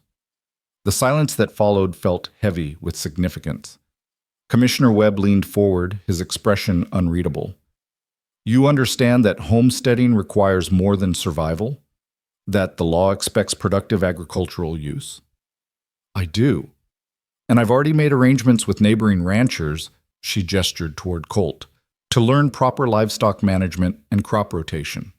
I've contracted with the general store to supply eggs and produce once my production increases. I've even discussed with the school teacher about using part of my property for a community school building if attendance grows beyond the current facility's capacity. The plans had come together in desperate late-night conversations with Colt and Eleanor, dreams that might become reality if she could just keep her land long enough to implement them. Those are ambitious plans for a woman alone, observed one of the other commissioners, the eldest, with a face like weathered granite. I'm not alone, Nora said simply. I have my family. I have neighbors willing to teach me what I need to know. I have a community that's given me support even when they doubted I'd succeed. That's what homesteading really is, isn't it? Not solitary conquest, but people building something together in a place that's too harsh for anyone to survive on their own. The word struck something in the room's atmosphere, shifting it in ways Nora couldn't quite define. She saw Commissioner Webb glance at his colleagues, saw some silent communication pass between them. Then he turned back to face the assembled parties.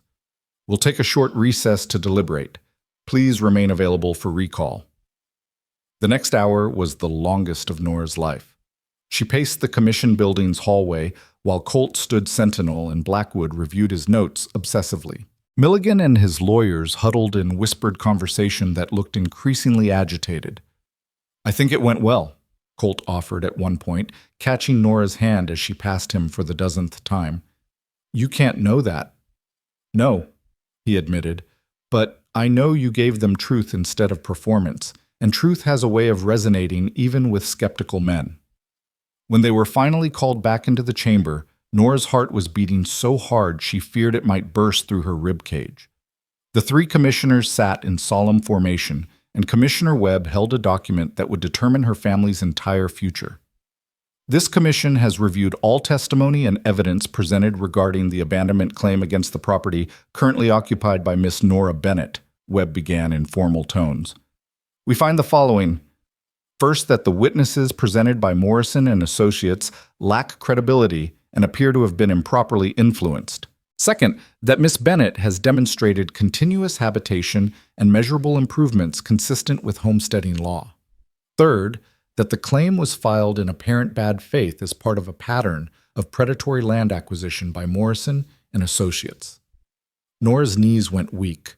Colt's hand gripped hers so tightly it hurt, but she didn't care. Therefore, Webb continued, we rule in favor of the current occupant. The abandonment claim is denied. Furthermore, we are referring this matter to the Territorial Attorney General for investigation of potential fraud by Morrison and Associates and its representatives. His gaze fixed on Milligan with cold disapproval. This commission will not tolerate attempts to manipulate our proceedings for commercial gain. The gavel came down with finality, and Nora felt the world tilt beneath her feet. She'd won. Against impossible odds and powerful opposition, she'd actually won. Milligan was already on his feet, his lawyers protesting, but the commissioners were unmoved. They filed out of the chamber with dignity, leaving chaos in their wake. Blackwood was grinning ear to ear, shaking hands with Dr. Brennan and the other witnesses. Nora just stood frozen, unable to process that the nightmare was finally over. Then Colt's arms were around her, lifting her off her feet and spinning her in a circle that would have scandalized anyone watching. "You did it," he said against her hair. "You brilliant, stubborn, magnificent woman. You did it." "We did it," Nora corrected, but the distinction felt minor compared to the overwhelming relief flooding through her. The land was hers. The children were safe. They had a future. That evening, Colt insisted on celebrating with a proper dinner at Helena's finest restaurant. Nora wore her blue calico dress and didn't care that it was plain compared to the silk and velvet around her. She felt like royalty anyway, drunk on victory and possibility, and the way Colt looked at her across the table like she'd hung the moon and stars personally. "What will you do first?" he asked over dessert, real apple pie that tasted like heaven after months of rationed meals. "When you get home, I mean. What's your first priority?" Nora considered the question seriously. "Get Samuel completely well. Make sure Lily and Tommy know we're staying, that this is really home now. Plant a winter crop if it's not too late. Start planning for next season so we don't just survive, but actually thrive." She paused, then added quietly, "And maybe figure out what I feel for a certain rancher who risked his family's political capital to help me fight a legal battle that wasn't his to fight." Colt's hand found hers across the table. "For what it's worth, I already know what I feel. Have known since you kissed me on your porch and made me believe that maybe the best things in life are worth fighting for even when the odds seem impossible." "And what do you feel?" Nora asked, though she thought she knew the answer. "That I love you," Colt said simply. "That I want to spend the rest of my life helping you build your dream and building our dreams together. That I want to be the man Tommy looks up to and the partner Samuel respects and the husband Lily writes about in whatever stories she'll tell her own children someday. And most of all, that I want to wake up every morning knowing I get to face the world beside someone as courageous as you." It was, Nora thought, the most beautiful proposal she'd never quite heard. "You haven't asked me a question," she pointed out, smiling through tears that were joy rather than sorrow for the first time in forever. "Not yet," Colt agreed. "I promised you time, remember? Time to stand on your own and figure out what you feel without the pressure of crisis or obligation. So I'm asking for permission to court you properly, Nora Bennett, to come calling with flowers and intentions, and the patience to wait until you're absolutely certain that what you feel is real and lasting and yours alone." "Permission granted," Nora whispered, and when he kissed her in the restaurant with half of Helena's society watching with scandalized fascination, she kissed him back without hesitation or shame. The road home seemed shorter than the journey out, perhaps because they traveled with light hearts rather than heavy dread. When they finally crested the ridge that gave them their first view of Nora's property, she pulled her horse to a stop and just looked. The cabin still sagged, the barn still needed work, the land still stretched out in challenging beauty that would require years to fully tame. But it was hers. Legally, officially, indisputably hers. And there, on the porch of that sagging cabin, 3 figures waited with Eleanor Ramsey, Samuel well enough to stand and wave, Lily bouncing with excitement, and Tommy already running toward them with the heedless enthusiasm of childhood. "You're home!" Tommy shrieked, launching himself at Nora before she'd fully dismounted. Mrs. Ramsey said you'd win, and you did. And can we get a real cow now? And Samuel said maybe a horse too, and breathe, Tommy, Nora laughed, catching him up and spinning him around. We'll talk about livestock after I've had a chance to rest. But there was no rest to be had. Not yet. Samuel wanted to hear every detail of the hearing. Lily had questions about Helena and the hotel and whether Nora had worn her blue dress. Eleanor had prepared a celebratory meal that made the cabin smell like home in ways it never had before. And through it all, Colt stayed, helping, laughing, belonging in ways that suggested he'd always been part of this family and always would be. That night, after the children had finally fallen asleep with stomachs full and hearts light, Nora stood on her porch and looked up at the stars with Colt beside her. My father asked me something yesterday, he said into the comfortable silence, before we left for Helena. He wanted to know if I was making a fool of myself over a woman who'd likely fail anyway, despite the legal victory. That sounds like your father, Nora observed without rancor. She'd stopped expecting Barrett Ramsey to suddenly become supportive. I told him that even if you did fail, which you won't, I'd rather be a fool who tried to build something good than a cynic who only knows how to take and control. And you know what he said? Colt turned to look at her, his expression soft in the starlight.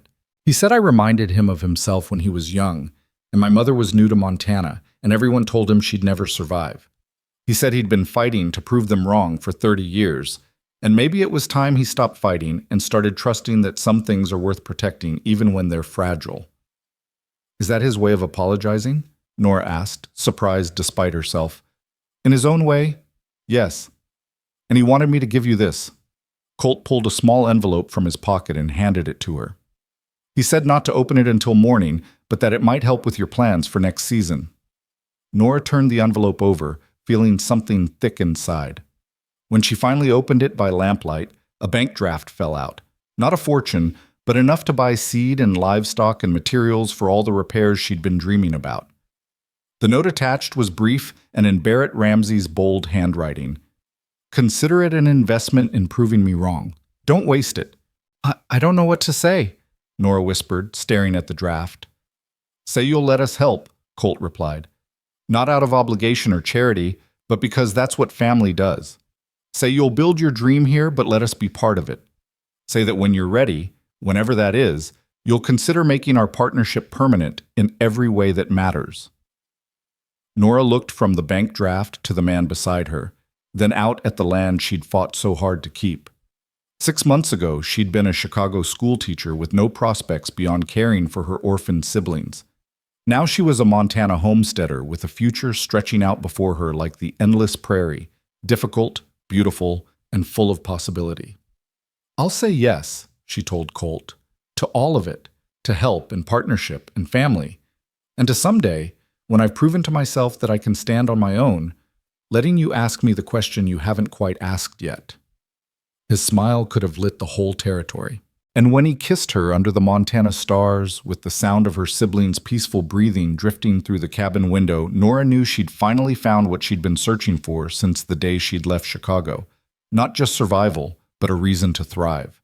Winter arrived early that year, sweeping down from the mountains with a ferocity that reminded Nora why so many homesteaders failed. The first snow fell in mid-October, blanketing the valley in white silence that would have been beautiful if it hadn't also been terrifying. But this time, Nora faced the cold with preparation rather than panic. Barrett Ramsey's unexpected investment had purchased 2 milk cows, a dozen chickens, enough seed for spring planting, and lumber to finish repairs on the barn and cabin. More importantly, it had bought time to learn, to build, to transform survival into something approaching stability. Colt came almost daily through those early winter weeks, teaching Samuel how to care for livestock in freezing temperatures, and showing Nora the 1,000 small tricks that separated successful ranchers from frozen corpses. He brought his patience and his knowledge, and increasingly, his heart, laying all 3 at Nora's feet with a consistency that slowly eroded her fears about dependence and obligation. You're not charity, he told her one evening when she protested his latest delivery of firewood, more than they'd agreed upon, stacked with care beside the cabin. You're an investment I believe in. There's a difference. Your father's words or yours? Nora challenged, though her tone held affection rather than accusation. Mine.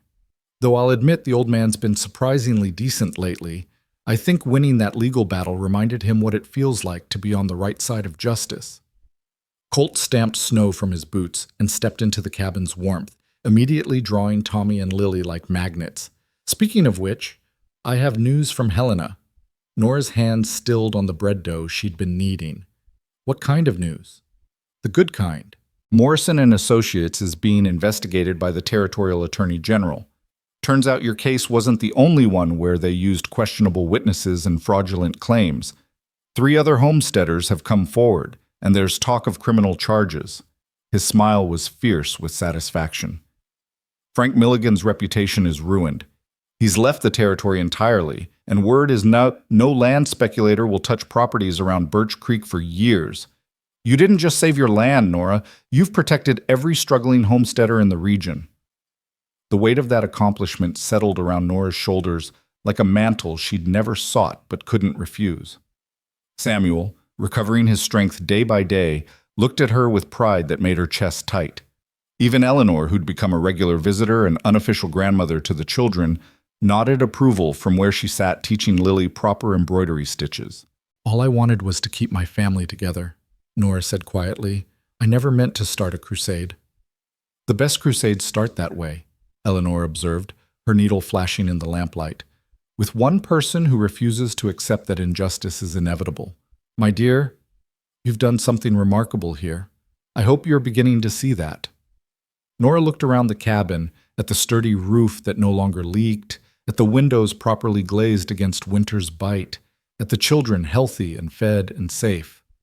Then she looked at Colt, at this man who'd somehow become essential to her family's happiness without diminishing her own strength, and felt something shift deep in her heart. The fear that had driven her for so long was finally, slowly, giving way to something gentler. Not complacency, she'd never be complacent, but trust. Trust that she'd earned her place here. Trust that accepting help didn't make her weak. And trust that love, when freely given and honestly received, could be a foundation rather than a trap. I'm beginning to, she admitted, meeting Colt's eyes across the cabin. The look that passed between them made Eleanor smile behind her embroidery and Samuel roll his eyes with 13-year-old exasperation at adult romance. The weeks blurred together in the strange timelessness of winter. Snow fell and melted and fell again. The livestock required constant attention, and Nora learned the rhythm of feeding and milking and mucking stalls until her body knew the motions without conscious thought. Samuel regained his strength completely, growing taller and broader as proper nutrition and Eleanor's cooking worked their magic. Lily blossomed under the older woman's tutelage, discovering gifts for domestic arts and storytelling that suggested she might someday be a teacher like Nora had been. And Tommy simply absorbed everything like a sponge, asking endless questions and forming attachments to every creature on the property with wholehearted enthusiasm. It was Tommy who noticed the change in Barrett Ramsey first. The Triple R patriarch had started appearing with Colt on his visits, initially staying mounted and aloof, but gradually dismounting to inspect Nora's livestock with a critical eye that somehow became less critical over time. He never apologized for his initial opposition, that wasn't his way, but his actions spoke louder than words. He brought a young bull calf as an early Christmas gift, gruffly explaining that Nora's cows would need breeding come spring and she might as well have quality stock. He stayed to help Samuel repair a section of fence damaged by a winter storm, working in companionable silence that bridged the gap between them more effectively than any conversation could have. He likes you, Tommy announced one evening after Barrett had left, stating it as simple fact. He pretends he doesn't, but he does. I can tell. What makes you so sure? Nora asked, amused by her brother's confidence. Because he looks at you the way he looks at Mrs. Ramsey when he thinks nobody's watching. Like you're strong enough that he doesn't have to worry, but he worries anyway because he cares. The observation was so acute that Eleanor, present for dinner as she often was now, laughed out loud. From the mouths of babes, she said with delight. Barrett would die before admitting it, but Tommy's absolutely right. You've earned his respect, Nora, which is considerably harder than earning his affection. I'm not sure I want it either, Nora admitted. I'm still not entirely comfortable with how much your family has invested in our success. Then become comfortable with it, Eleanor said firmly. Because whether you marry my son tomorrow, or 10 years from now, or never at all, you're family. We Ramseys don't do anything by halves. Not love, not loyalty, and certainly not commitment to people we consider our own. The matter-of-fact acceptance in Eleanor's voice finally penetrated defenses Nora hadn't realized she was still maintaining. She'd spent so long fighting alone, convinced that admitting need was the same as admitting defeat, that she'd almost missed the transformation occurring around her. She wasn't alone anymore, hadn't been for months. And the web of connection binding her to the Ramseys and the broader Birch Creek community wasn't a trap. It was a safety net, the kind every homesteader needed to survive the frontier's harsh realities. Christmas arrived with snow piled 3 feet deep and temperatures that made Nora grateful for every improvement they'd managed before winter's worst. Eleanor insisted they celebrate at the Triple R's main house, and Nora's protests about imposing dissolved when she saw how excited the children were at the prospect. They traveled by sleigh, bundled in furs borrowed from the Ramsey household, arriving to find the ranch house transformed into something from a fairy tale. Evergreen boughs draped every surface, candles blazed in every window, and the smell of roasting meat and baking bread made Nora's mouth water. Barrett greeted them at the door with stiff formality that cracked when Tommy threw himself at the older man with unself-conscious affection. "Mr. Ramsey, did you see how much our calf grew? Samuel says by spring he'll be big enough to—" "Breathe, boy," Barrett interrupted, but his hand rested gently on Tommy's head with something approaching fondness. "Come inside before you let all the heat out. Nora, Miss Lily, young Samuel, welcome." The evening that followed was the first truly joyful holiday Nora's family had experienced since the fire. Eleanor had gifts for everyone, practical things like warm clothes and books, but also frivolous treasures like peppermint sticks and hair ribbons that made the children glow with delight. Barrett contributed a rifle for Samuel, acknowledging with gruff ceremony that the boy was growing into a man who'd need to protect his family. And Colt gave Nora a leather-bound journal with blank pages waiting to be filled. "For recording your first year as a successful homesteader," he explained softly while the children tore into their packages with gleeful abandon. "And maybe, if you're willing, for planning the years to come." Nora ran her fingers over the journal's smooth cover, feeling the quality of the workmanship and the thought behind the gift. "It's beautiful. But Colt, you've already given me so much." "I've given you what any decent neighbor would give," he interrupted. "This is different. This is personal. From me to you, not as charity or investment or any other word you want to use to maintain distance.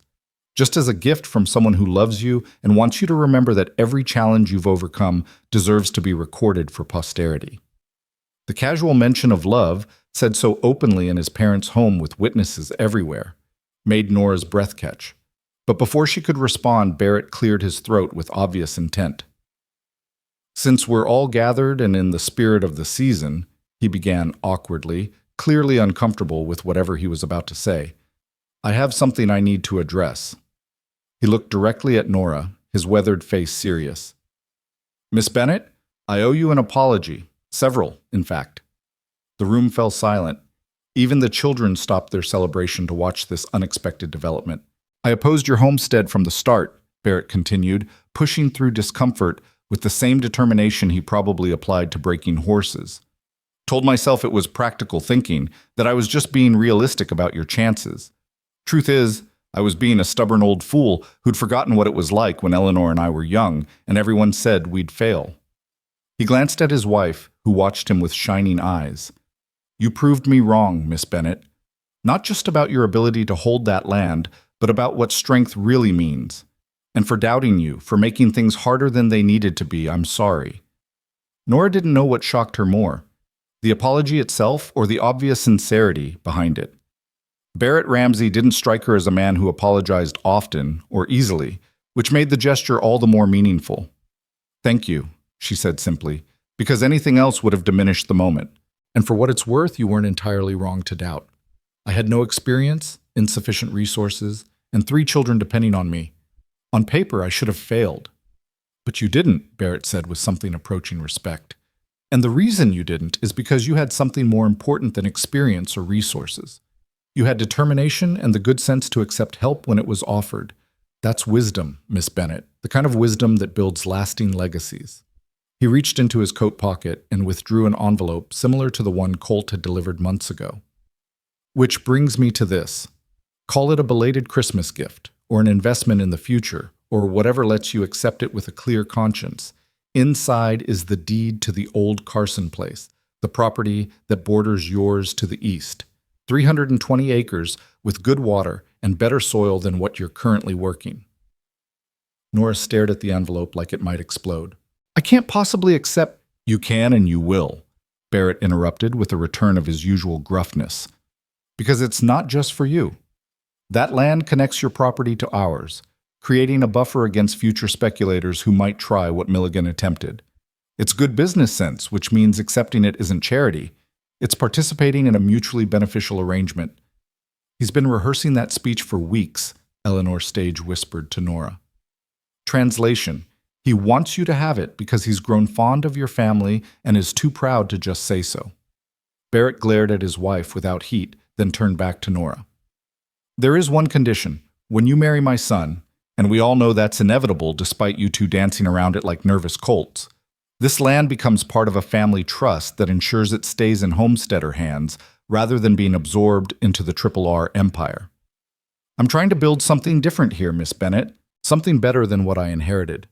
And I need partners who understand that growth through community beats growth through conquest. The room seemed to spin. Nora looked from Barrett to Eleanor to Colt, trying to process the magnitude of what was being offered. Land, security, partnership. And woven through it all, the assumption that she and Colt would marry, stated not as pressure but as simple fact, as inevitable as seasons changing. You haven't asked me yet, she said to Colt, her voice barely above a whisper. What if I say no? Then the land is still yours, Colt replied without hesitation. The trust gets established with you as primary holder and the children as inheritors. My father's offer isn't contingent on you accepting me, Nora.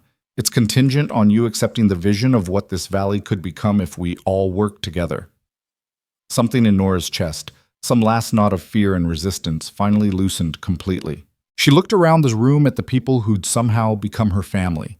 Eleanor with her gentle wisdom and unfailing support. Barrett with his gruff affection and hard-won respect. Samuel growing into a young man of character and strength, Lily blooming under attention and care. Tommy spreading joy wherever his enthusiasm carried him. And Colt, patient and constant, loving her enough to wait until she was ready, but present enough that she never felt alone.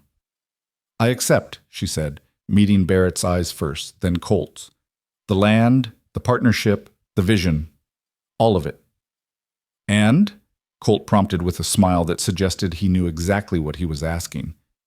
And I think— Nora drew a breath that felt like stepping off a cliff into open sky, terrifying and exhilarating in equal measure. I think I'm ready for you to ask me properly. Colt's expression transformed into something radiant. He dropped to one knee right there in his parents' parlor, heedless of the watching family and the children who'd started bouncing with excitement. From his pocket, he withdrew a ring, simple gold with a single modest stone, beautiful in its restraint. Nora Bennet, he said, his voice steady despite the emotion evident in his eyes. You are the strongest, most stubborn, most magnificent woman I've ever known. You've fought impossible odds and won, raised 3 incredible children in circumstances that would have broken most people, and somehow still found room in your heart to trust me when I gave you every reason to doubt. I love you. Not because you need saving, but because you don't. Not because you're weak, but because you're strong enough to admit when you need help. I want to spend the rest of my life as your partner, your supporter, your equal in building something that matters. Will you marry me? Nora looked down at him, at this man who'd seen her at her worst and chosen to love her anyway, and felt tears streaming down her face. Yes, she said through laughter that was part joy, part relief, part disbelief that her life had somehow transformed from disaster to dream in the span of 6 months. Yes, I'll marry you. The room erupted. Tommy whooped with an enthusiasm that made the crystal shiver. Lily cried happy tears while Eleanor embraced her. Samuel shook Colt's hand with solemn dignity, then ruined the effect by grinning so wide his face might split. Even Barrett allowed himself a small smile of satisfaction, as if he'd orchestrated this outcome through sheer force of will rather than stumbled toward it through months of resistance. Colt slipped the ring onto Nora's finger, and it fit perfectly, as if crafted specifically for her hand, which she suspected it had been. He stood and kissed her properly while their assembled family cheered, and Nora kissed him back with all the love and trust and hope she'd been too frightened to express until now. They were married in early February during a brief warm spell that melted enough snow to make travel possible. The ceremony took place in Birch Creek's small church, with what seemed like the entire valley in attendance. News of the frontier schoolteacher who'd defeated a land speculator and won the heart of a rancher had spread far beyond their small community, transforming Nora into something she'd never sought to be, a symbol of possibility for other women attempting the impossible. She wore a dress Eleanor had commissioned from a Helena seamstress, simple white silk that managed to be both practical and beautiful. Lily served as maid of honor with heartbreaking seriousness, while Tommy and Samuel stood as witnesses with pride evident in every line of their young bodies. And when Pastor Whitmore asked who gave this woman in marriage, all three children answered in unison, "We do," their voices strong and certain. Barrett walked Nora down the aisle, a gesture that had surprised her when Eleanor suggested it, but felt right in ways she couldn't quite articulate. The old rancher had become an unlikely father figure, his gruff affection filling spaces her own father had left empty. When he placed her hand in Colt's at the altar, he leaned close and whispered, "Make him earn your respect every day. It's what keeps a marriage strong." The advice was vintage Barrett, practical, unsentimental, and surprisingly wise. Nora squeezed his hand in gratitude before turning her full attention to Colt, to the vows they were about to exchange, to the future stretching out before them like the Montana horizon, vast, challenging, and full of promise. The reception that followed filled the Triple R's main barn with music and laughter and enough food to feed everyone twice over. Nora danced with Colt, with Samuel, with Barrett, with what felt like every man in Birch Creek who wanted to congratulate her on her victory and her marriage in equal measure. Through it all, she kept catching glimpses of her siblings, Tommy teaching other children a complicated game involving a rope and questionable rules, Lily deep in conversation with Miss Appleby about books, Samuel surrounded by young ranch hands who clearly saw him as one of their own. They were thriving, all of them. The realization filled Nora with gratitude so profound it felt almost like prayer. Late in the evening, as the party showed no signs of slowing, Colt pulled Nora away from the celebration and out into the winter night. The cold was sharp but bearable, and overhead the stars blazed with a clarity possible only in Montana's clear, thin air. "Happy?" he asked, wrapping his coat around both of them. "More than I ever thought possible," Nora admitted, leaning into his warmth. 6 months ago, I was standing in that broken cabin, wondering how I'd keep my family alive through the week. Now I'm married to you. We have more land than I know what to do with, and the children have a real future. It feels like a dream." "It's not a dream," Colt assured her. "It's what happens when stubborn courage meets patient support and refuses to quit. You did this, Nora. You and your family fought for this future, and you won it fair and square." "We won it," she corrected. "I couldn't have done any of it alone." "No," Colt agreed. "But that's the point, isn't it? None of us can. The frontier mythology of the lone pioneer conquering wilderness through individual grit, it's nonsense. This land requires community, cooperation, people lifting each other up when circumstances threaten to drag them down. What we've built here, you and me, my parents, your siblings, the whole valley, that's the real frontier story. And it's so much better than the myth." Nora turned in the circle of his arms to face him directly. "I love you," she said, meaning it with her whole heart. "Not because you saved me, but because you helped me save myself. Because you saw strength where others saw weakness, and possibility where others saw certain failure. Because you made me believe that accepting help and maintaining independence aren't mutually exclusive. Thank you for that. For all of it." Colt's kiss tasted of joy and promise, and the sweet possibility of years stretching out before them. When they finally broke apart, both breathing hard, he rested his forehead against hers in the gesture that had become their private intimacy. "Ready to go home?" he asked. Home. The word encompassed so much now, not just the cabin she'd fought to keep, but the Carson property that expanded their dreams, the Triple R where family gathered, the valley itself with its harsh beauty and supportive community. Home was all of it, and more importantly, it was the people who filled these spaces with meaning. Which home? Nora teased gently. We seem to have accumulated several. Our home, Colt clarified. The one we'll build together on that land you fought so hard for. The one where our children, yours now, ours someday, will grow up knowing they're loved and secure and part of something bigger than themselves. The future he described was so vivid, Nora could almost see it. The cabin expanded into a proper house, fields green with crops, livestock multiplying, children's laughter echoing across the valley, and through it all, partnership. True partnership, with Colt working beside her as an equal rather than a benefactor. Yes, she said simply. I'm ready. Bumpty. They returned to the celebration long enough to say proper goodbyes and collect Nora's siblings, who would be staying with the Ramseys for a few days while the newlyweds had time alone. Tommy hugged Nora so fiercely she could barely breathe, whispering, You're happy now, right? Really happy. The question broke her heart and healed it in the same moment. Really happy, she confirmed, kissing the top of his head. And you will be too, all of you. We're going to have the most wonderful life, I promise. I know, Tommy said with the absolute certainty of childhood, because we're together and nobody can take that away from us now. The ride back to the cabin was quiet, both Nora and Colt lost in their own thoughts as the horse pulled their sleigh through snow that sparkled like scattered diamonds under the moonlight. When they finally arrived home, Colt insisted on carrying Nora over the threshold despite her laughing protests that it was an outdated tradition. Inside, a fire burned in the hearth, Eleanor's work, ensuring they'd return to warmth, and the cabin glowed with welcoming light. It's not much yet, Nora said, looking around the small space with new eyes. Not compared to the Triple R or what it could become with the Carson property added. It's everything, Colt disagreed. It's the place where you proved everyone wrong, where you chose to fight instead of surrender, where you built a family and a future from nothing but determination and love. That makes it sacred ground, Nora. Everything we build from here starts with honoring what you've already accomplished.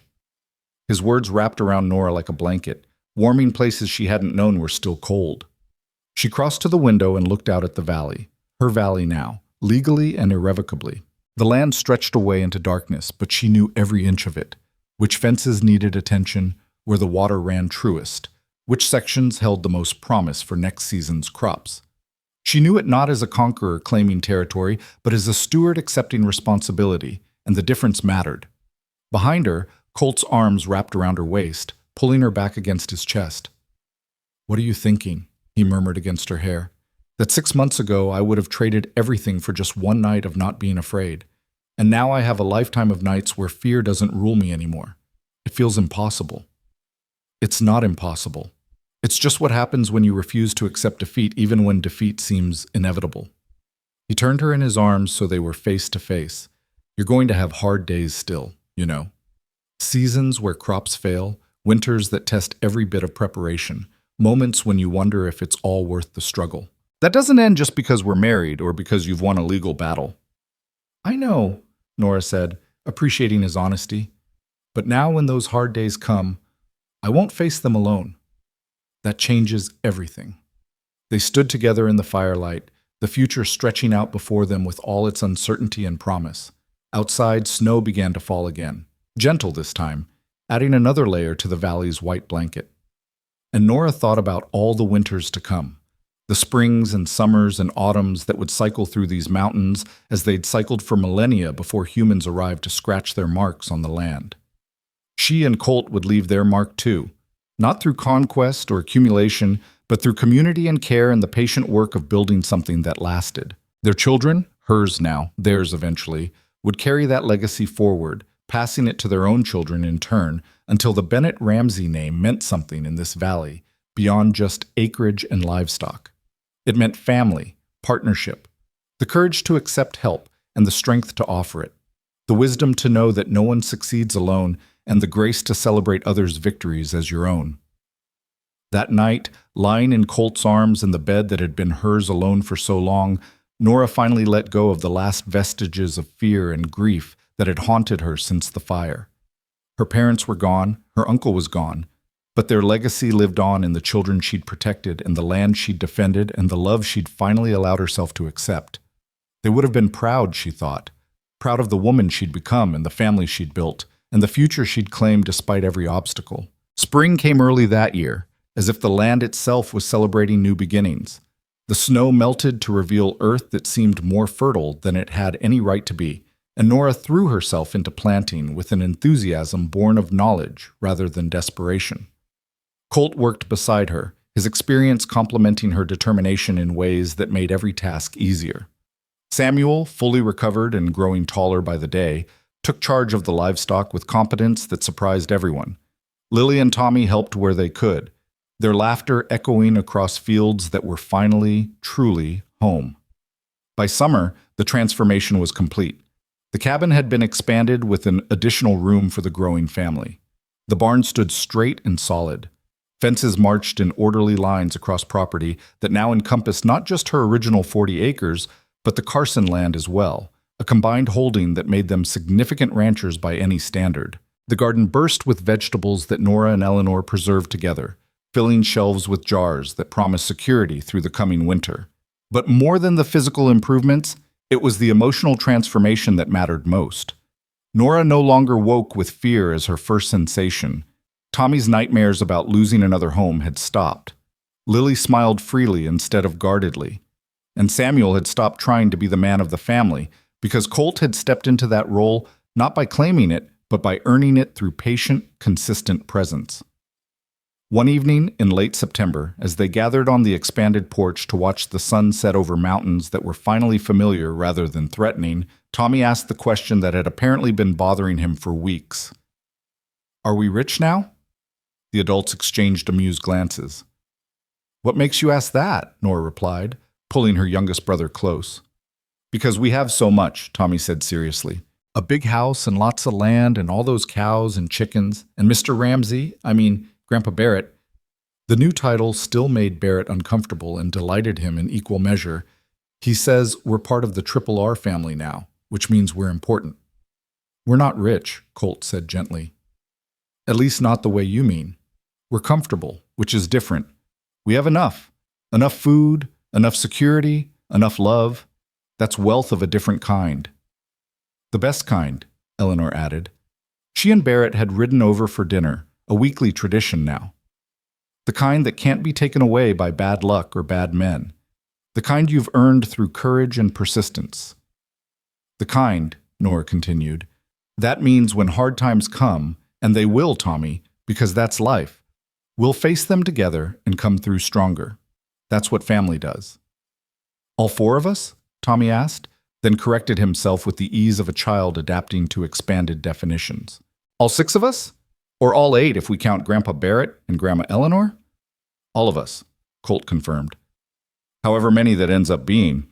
His hand rested on Nora's still flat stomach with unconscious protectiveness that made her smile. They hadn't told anyone yet about the baby that would arrive next spring, their first child together, though certainly not their last if Colt had his way.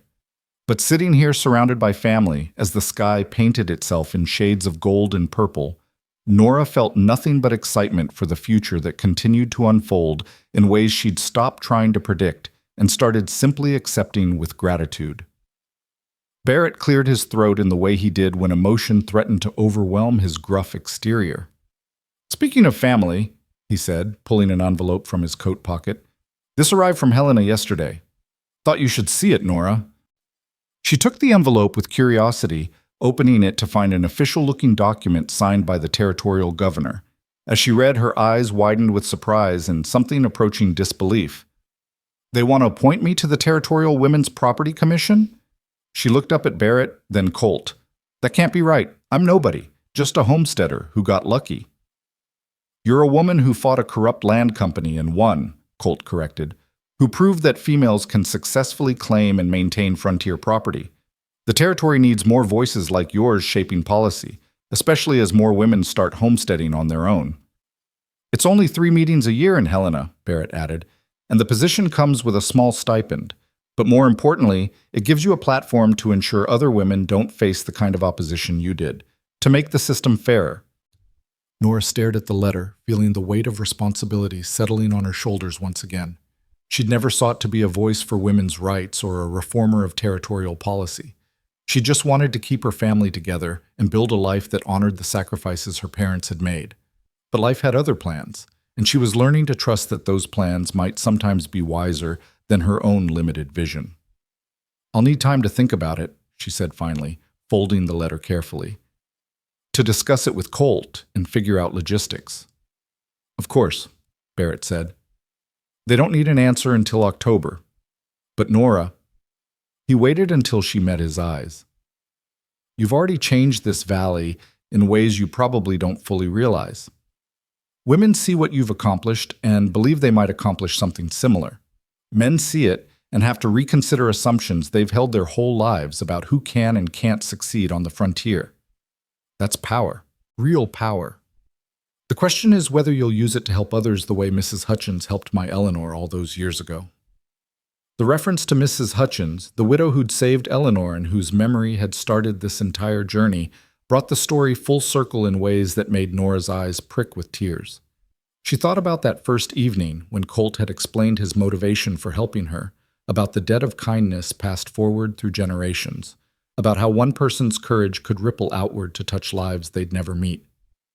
"I'll do it," she said, decision crystallizing even as she spoke. "Not because I think I'm qualified or because I want attention, but because turning down the chance to help others would dishonor everything we've fought for. Everything you and Eleanor fought for, Barrett. Everything Mrs. Hutchins started." Eleanor's smile was radiant. "That's my girl," she said with fierce pride. "You're going to change this territory, Nora Ramsey, and I can't wait to watch you do it." Nora Ramsey. The name still felt new, but sitting here surrounded by family as night descended over the valley, she was beginning to make it her own.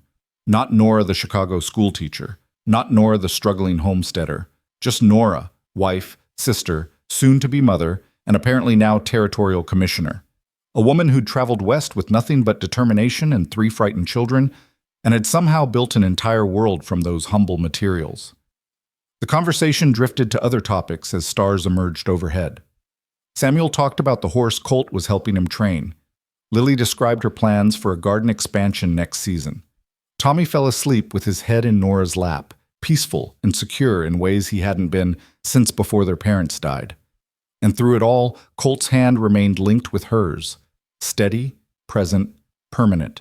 Later, after Barrett and Eleanor had departed and the children had been tucked into their beds, Nora stood once more on the porch that had become her favorite thinking place. Colt joined her as he always did, wrapping a blanket around both their shoulders against the autumn chill. "Regrets?" he asked softly. "Not even one," Nora replied honestly. "Fears about the future, maybe. Uncertainty about whether I'm ready for everything that's coming. But regrets? No. Every choice I've made since coming west has led me here, to this moment, to you. I wouldn't change any of it. Not even the hard parts, the legal battle, the near starvation, Samuel's illness. Especially not those," Nora said firmly, "because they taught me that I'm stronger than I knew, that accepting help isn't weakness, that community and family matter more than pride or independence. Those are lessons worth learning, even at such steep cost." Colt kissed her temple, a gesture of tenderness that still made her heart flutter even months into their marriage. "Have I told you today that you're extraordinary? Not in the last hour, at least. Then let me rectify that oversight. You are extraordinary, Nora Ramsey, not because you're perfect, God knows you're not, but because you refuse to let imperfection stop you from trying, from fighting for what matters, from building something that will outlast us both."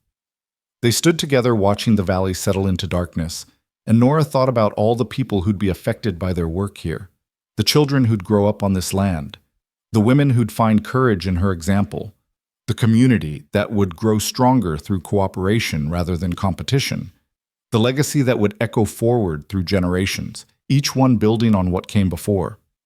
It was overwhelming when she thought about it too directly, so she tried not to. Instead, she focused on tomorrow's tasks, the fence that needed mending, the hay that required moving, the the 100 small jobs that made up the daily reality of ranching life. She focused on the baby growing inside her who would arrive next spring with Colt's eyes and her determination. She focused on Tommy and Lily and Samuel, who would wake tomorrow morning to another day of safety and plenty and love. The big picture would take care of itself. All Nora could do was show up each day and do her best, accept help when it was offered, and offer help in return when others needed it. That simple philosophy had carried her from desperation to stability, from fear to trust, from surviving to thriving. It would carry her through whatever came next. "Come to bed," Colt murmured, his breath warm against her ear. "Tomorrow's coming early, and you need rest." "In a minute," Nora promised, but she made no move to go inside. She wanted one more moment of this, the peace, the possibility, the profound gratitude for a life that had seemed impossible just months ago. Finally, reluctantly, she let Colt draw her back into the cabin's warmth. They passed through rooms that held her family's dreams and struggles, past walls that had sheltered them through crisis and celebration. And as Nora climbed into the bed she shared with her husband, surrounded by the sounds of her siblings' peaceful breathing and the solid presence of home, she whispered a prayer of thanks to whatever power had guided them all to this place, this moment, this extraordinary, ordinary life. Outside, the Montana night deepened toward dawn. The valley slept under its blanket of stars, holding close the people who'd chosen to make their stand here. And on the porch of the cabin that had nearly been lost a dozen times over, a wagon stood ready for morning's work, its sides painted with careful letters that read, "Bennett Ramsey Ranch, established 1882. The paint was still fresh, applied just that afternoon by Samuel with Tommy's enthusiastic but unskilled help. It would need touching up come spring. But for now, it stood as a declaration and a promise. They were here, they were staying, and they were building something that would last. All 4 of them, all 6, all 8. However many family eventually came to mean. Together. The end.